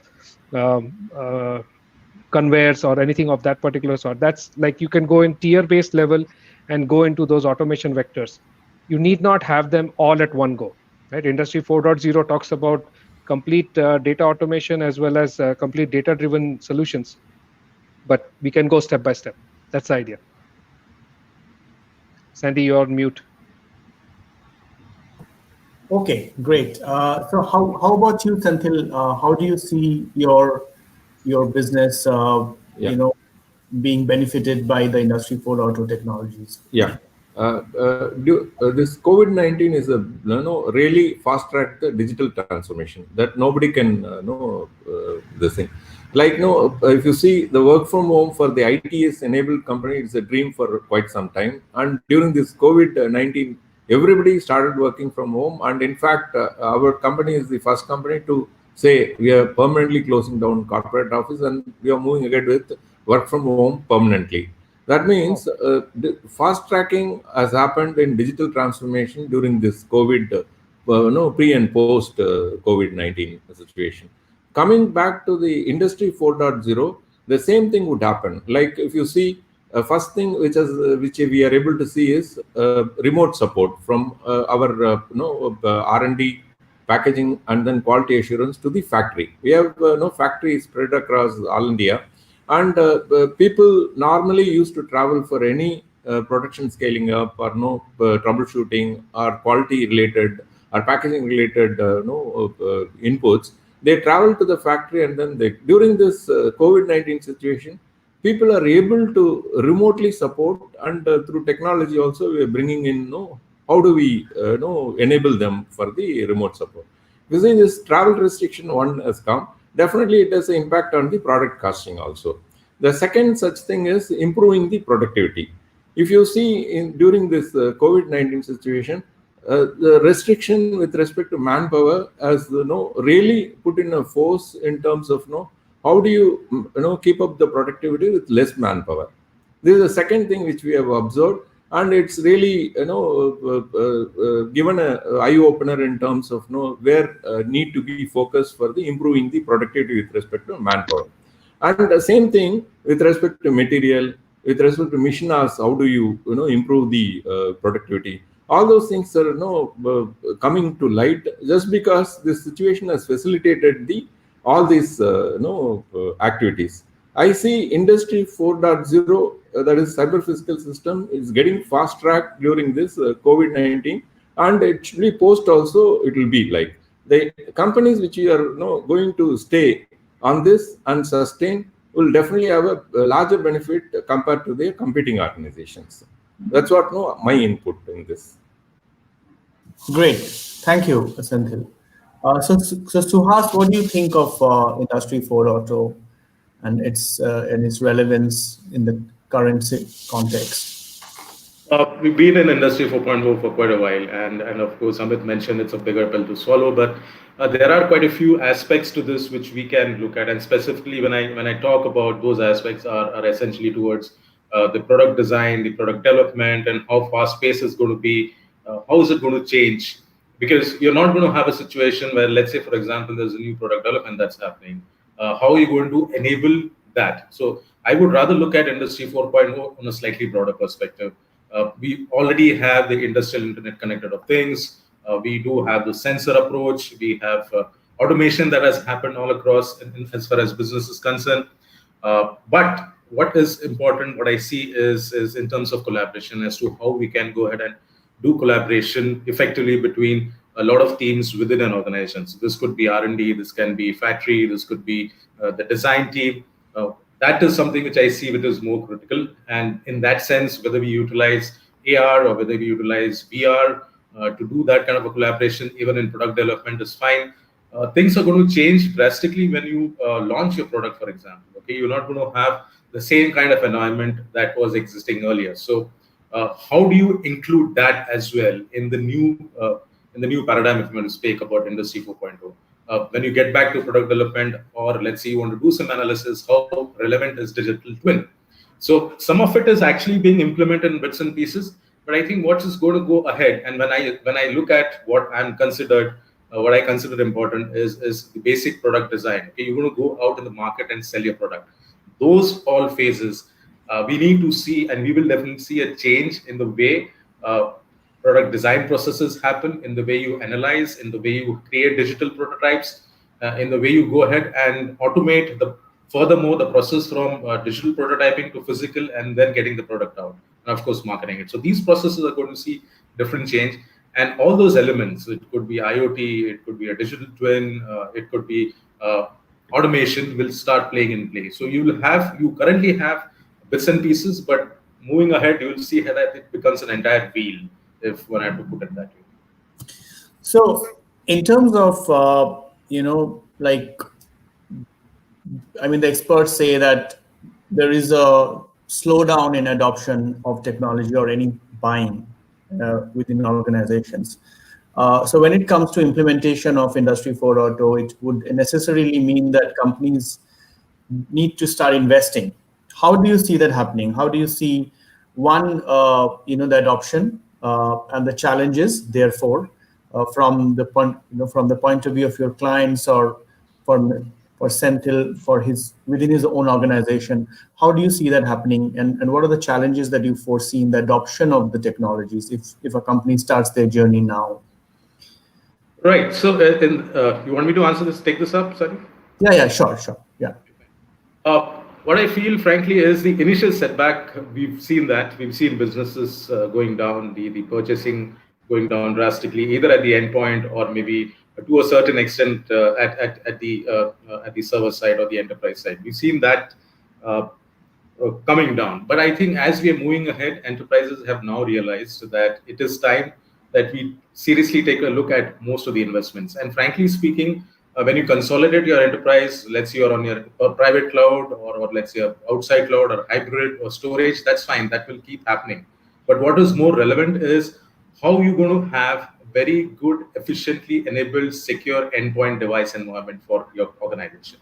Because now you're going to have people working all across the country, okay? And everybody is working remotely. As Senthil sir mentioned, that their offices are now enabled for people to work from home. They're not going to have corporate offices anymore. So you're going to see a lot of cost savings as well, okay, on the other side of it, which means it will also help people and employees be enabled with the right set of products. And most importantly, I think security is an important and paramount factor here, because you're going to get access only through a firewall or not through firewall and so many things.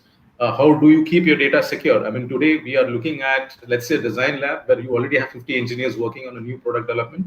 What happens if they're not together? Okay, which means, are you looking at putting the design data back into the cloud? Are you looking at making it part of the enterprise and giving access to the designers using maybe some thin clients or things like that? So there will be a technology shift and a change that's happening. There are many organizations who are adopting whatever I'm telling you right now. And more importantly, when you're looking at business continuity, when you're looking at enabling work from home, the endpoint device and its security and manageability is going to be very, very crucial as we know it. And that's where I think the investments that are already in place, but this investment will rise more, because organizations will seriously have to think about it. Otherwise, then you're keeping everything outside, right? Anything can happen. Data is the most vulnerable thing, and it's the most important thing today, right? Yeah. Okay, great. So what do you think, Senthil? Yeah, it is needless to say that remote workforce has become part of the business continuity plan. That is a very strong thing which has been observed during this COVID-19. Like post this, anything and everything comes up. Definitely, whether it's a factory or corporate office or R&D, whatever. The thing, remote workforce would be a part of the business continuity plan. That would be the first step. We understood in the COVID-19 pandemic situation. The second thing, what we are looking at, enabling this remote workforce for the accessing all their required assets in terms of working, whether working from anywhere. I'll not say work from home, working from anywhere. That is the second thing, which need to be a part of our plan. That is the second learnings, which COVID-19 has given to all of us. Like the next thing is now considering all these learnings and other thing, definitely for the automation investments or your industry 4.0 investments would happen, automatically, because they've seen the benefits. Like when you implement the remote control in terms of what temperature I should have in that silo, when I can remote control from the anywhere, this gives a greatest power. And when you automate it, it gives a much more functionality to it. Like I can say an example. In a silo, if you store a milk, if it goes beyond 4 degrees, then milk will get spoiled. And then if it goes below 2 degrees, we are spending on excess on the refrigeration. What if IoT sensor measures, and then it also controls, and then through actuator, if I'm able to stop and start the refrigeration, what a facility we are providing for the people at the factory ground level. And also you see a considerable reduction in the workforce. Like, and when you digitally enable overall equipment efficiency through cloud, what power we are giving to the factory manager who can control, instead of one factory, multiple factories he can control. All these things are becoming reality, and people also would be ready for the change management, just because the need of the hour is I should not go out of the house as well. I should also work. These two things are definitely driving the people to adopt the digital cyber systems. That's what my input. And how about you, Amit? No, absolutely. In fact, I concur so much, because COVID has basically taught us that you cannot, and like what Senthil sir said, work from anywhere, right? That's essentially what has been accelerated. Obviously, the way Suhas said, data is the new oil. I think Brian Krzanich, our ex-CEO, did say that some time back. And if you are not securing the data, if you are not taking care of the data, either in the productize, even development of the product phase, or even shipping or supplying, it will be a huge loss. So obviously protecting your assets, ensuring your workforce is distributed and they are still able to collaborate. We all know the Geo Meet that has already launched in the market, and the price acceleration that you have seen on Zoom, right? The valuation of Zoom as a company. Now, if you look at all of these aspects, digital collaboration is something definitely is one which Intel and all the companies have to adopt. It's like you don't have a choice. Right? Apart from that, what are the other techniques that we can use? So business continuity plan is obviously going to be different for different organizations, right? And automation at least enables you to look at that. So whether you know what is happening, like what again Senthil sir said, that if you are looking at certain aspects of milk, certain temperature qualifications, certain pressure qualifications, like for example in our organization itself, what is happening in our fab guys can view it from anywhere in the world, right? What's happening with our aircon systems, what's happening with our process industries, all of those have been already taken up. China, for that matter, has been accelerating their own factory-wide view. That's something that is happening. Like I said, it's a smaller incremental investment to get a visibility of what's happening in your factory. And then obviously go into the next level of automation. And you can go to automation to nth level. That is something that will be completely driven on the ROI. There are some cases where it is mandatorily required, like in case of Intel Fab, it is mandatorily required for us to do complete automation, because the moment you allow a human being inside a fab, you have already contaminated the whole area. Right, so you cannot afford to have a human being going inside, let's say, a 10 nanometer or a 7 nanometer fab. So obviously, for us to happen, it's mandatory. But if you are looking at other factory environment, it is on ROI calculation basis, and they can obviously make a call based on what type of resource are available and what type of automations can be done to augment those resources. I won't say remove the resource, but definitely augment them. Sandy, you're on mute. Okay, great. I think one announcement for the audience is you can start typing your questions, and then we can start taking it up. And while the audience sends us their questions, maybe starting with Amit, you could just wrap up, summarize your thoughts, and then we will take up the Q&A. Amit, do you want to go first? Yeah, sure. So having said that, one thing for sure, COVID has enabled us with two thoughts. Jahan hai to jahan hai. That's one. Definitely, that I agree with. And second one is that we are capable of doing much more as human beings, right? We are very, very nimble, adaptable people. So just have to stick with it, go with whatever is available to us. Digital transformations are not something new. They have been around for the last quite a lot of time. All we are doing right now is accelerating them, integrating them, and making them available to whatever you want to solve. I'll put it across that way. Thanks, Amit. How about you, Senthil? Yeah, definitely in the systems of differentiation layer, a lot of activities are happening across. IoT also being a part of it, and it's a cyber secure system under Industry 4.0. Definitely, I see this year is going to be a lot of investment is going to happen, and AR/VR technology is going to take in terms of take off in terms of remote monitoring and remote support, and definitely this is going to be a wonderful year for the digital transformation across all industry and all functions everywhere. That's what I foresee. Great, thank you. And how about you, Suhas? What I feel is that I always believe that manufacturing is the backbone. Okay, I mean, for any country, and specifically a country like ours, and this is one organization that has been a traditional business-driven organization in many aspects. This could be an automotive, it could be an industrial equipment, maybe also consumer good. When you compare them to, let's say, the new fintech or the ITS organizations, the adoption of digital transformation started off very slowly.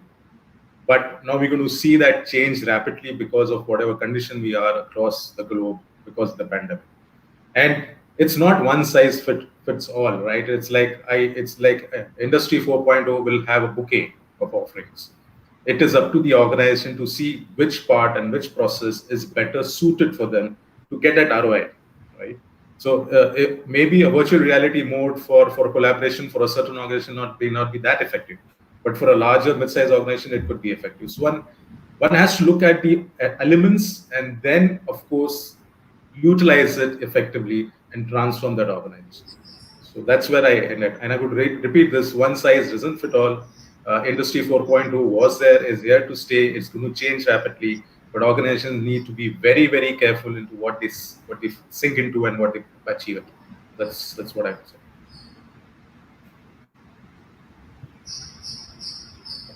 Great. I think there is one question. This is from Kalyan. This is for Amit.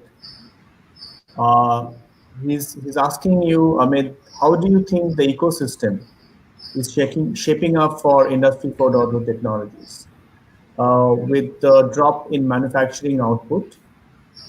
And then there are a few sectors which are almost hitting a standstill situation. So how do you see the ecosystem is shaping up for the Industry 4.0? So Kalyan, it's a temporary phenomenon. You cannot have manufacturing stop, because if you stop manufacturing, everything else, consumption is going to impact, your way of life is going to be impacted. Now, obviously, there are different product lines which will have to rethink about their strategy. So if there are, let's say, travel airline guys, yes, they have to rethink about what they need to do, because COVID is not going to go away very soon, and they will have to adopt their own way of sense. So if you are in, let's say, aircraft manufacturing setup, yes, it would be difficult for you for some time, but it doesn't mean that it's not going to restart again. The thing is, whoever is going to restart is going to think about digital adoption and is going to talk about how I can automate as much as possible, right, with the best ROI. And if you are talking about necessity requirements, what Mr. Senthil is building, obviously they cannot stop. They have to ramp up production because people have to have food in their plate, and they have to consume what they have been used to being consuming. So it's a dip, yes, but it will be a V curve as per my indication. And when that V curve hits, ecosystem has to be ready. They have to be ready, nimble, and fast, and obviously have to be cost effective, because we are in India at the end of the day, right? So the ROI has to meet all the cost justifications. Great, thanks. Anyone else between Senthil and Suhas who would like to take up this point? No, definitely it's a temporary phenomena.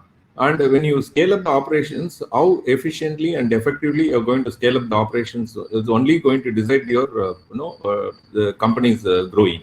That is where strategies and then technology and people are going to play a larger role. Like if you're going to follow the same systems which we have followed earlier, definitely it will not become productive. So we have to relook at processes and technology as well, everything, to bring in new process for the betterment. That's what my input. Okay. So we do not have. I'm just checking. Yes, there is another question from Harish.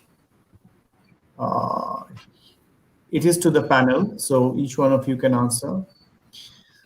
His question is, how can a medium-scale company or the mid-size companies or mid-size industries, which is very contract labor intensive, where the industry employs contract laborers and not too many full-time laborers, implement Industry 4.0 in the current scenario, in the current COVID scenario. So so basically medium-sized companies with a lot of contract laborers, how do they implement Industry 4.0 in the current scenario?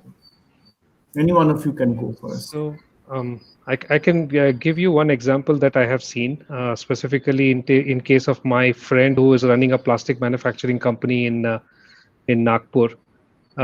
He's a medium scale company, and he has been developing plastics for quite some time. Same challenge. Labor is and skilled labor for that matter is difficult to come by. That guy is trying to deploy training techniques and SOPs, which have been around for some time, but he's enforcing them and ensuring that everyone is trained on all of the requirements that are there, even the inspection guy or the handling guy. So he's kind of retraining everybody and doing a skill up, definitely using different techniques to do it. And also compliance checks are being done on a digital manner. So you're talking about just running a simple AI box to see if everything is running fine and if somebody has done a stupid mistake, and if that can be identified earlier than later. So some of those simple techniques have been done, and obviously good improvements have been seen, but it's something that has to run for some more time before I can say that yes, he has got 30% or 40% improvement. I don't have that number yet, but definitely above 10% improvement he has seen on workforce reduction as well as efficiency improvement. Great, thanks. Yeah. Definitely, with respect to contract laborers, there is a lot of churn would be there, and definitely training and retraining requires a lot of inputs from the permanent employees. Like that is where your remote monitoring tool or recorded version of whatever required practices need to be followed, process, all those things would come into handy. Because training and retraining is the biggest bottleneck which we are facing currently, as Harish said actually. Okay, and how about Suhas? You have what both of the gentlemen have mentioned is something which I firmly believe in, and I think it's going to be some time. And there's this big issue, twofold issue. One is of course the MSME being impacted in the country to very great extent. It's impacted a lot of MSME, and India is frankly bases the MSME, and out of which a large chunk is manufacturing. And a lot of these organizations, of course, have labor which is not permanent. So that's a dual whammy for this industry. Now, how does one take care of it? Amit mentioned it properly. Skilling and all that will be in place. But I think somewhere it has to. That organization also has to see how they can probably look at how they can manage their demand supply, their supply chain, their logistics. How can they actually reach to the customer digitally? Okay. At the end of the day, if your labor force is reduced by 50%, which means you obviously will have to automate some part of it. But that automation simply has to ensure that you do not lose your customers. You come back on track and get your customers on board again. Now, how do you reach out to the customers is not going to be traditional now, right? You're not going to be going to the customer, sitting there and doing business. You're probably looking at various platforms which are available for B2B or B2C. So this, of course, is going to be, and with many companies investing in this area, our MSME will see much better future in terms of reaching the market, not only in the country, but of course, in fact, outside as well. So it is a temporary phase, and I'm sure the large labor force will find its way back into the system, either in a MSME or maybe in a large enterprise as well. So we cannot rule that out. That's going to be remaining, right? You cannot say, okay, we will remove the labor force. Somewhere it has to change, and I think that change will happen the way organizations change their business. That's what I feel. I think it's good days to come. It's seriously impacted, huge impact that has happened to MSME. And the sooner they get back on track, the better it is for our country. Thank you. So I think we are almost top of the hour, and I thank each one of you, Mr. Senthil, Suhas, Amit, to be a part of this panel. I thank the audience to be patient and be so excited and be a part of this virtual event. And thank you all, and over to you, Sanjay. Thank you so much, Sandy, for taking this up, and a big thank you to all the panelists for making this more interactive, and audience, absolutely amazing. Very good questions and putting up this fabulous tech panel discussion. Thank you so much. So before you wind up, guys, before you close you all, let me quickly tell you that the most action-packed session is coming up right now. It's a 3-hour session, and that is an interactive, networking session. I request everyone to please visit the booths, access to the virtual exhibition booths, see the demos, try to see the videos, try to click on each and everything. So I'll tell you in detail. Till then, panelist and moderator, you can close your window. Thank you so much for your time, ladies and gentlemen. Thank you. And it's a very important announcement, everyone. Please have attention here. The most important thing is on the right-hand side panel of your expo exhibition hall, you can see there is something called as right-hand top corner, it's private meeting. That is for Intel private meeting. So if you click on it, it will open a window where you will have, it's like a private network with the Intel team. Please utilize this platform. On the right-hand side top, private meeting, that's for Intel private meeting. Please click on it and connect with Intel team. And ladies and gentlemen, this is a wonderful opportunity. This session will go until 5 p.m. We have 3 hours plus. So please try to utilize this. Visit all possible booths. Click on all clickables. Just click your mouse there. You'll see the clickable item, the pointer. Try to see the videos. Try to click on the downloadables. Take the browsers with you. Maximum try to capture all the information. And ladies and gentlemen, make sure you gain a maximum out of it. So I request everyone, utilize this opportunity. This networking session will be on till 5 p.m. So ladies and gentlemen, please utilize this. Thank you so much.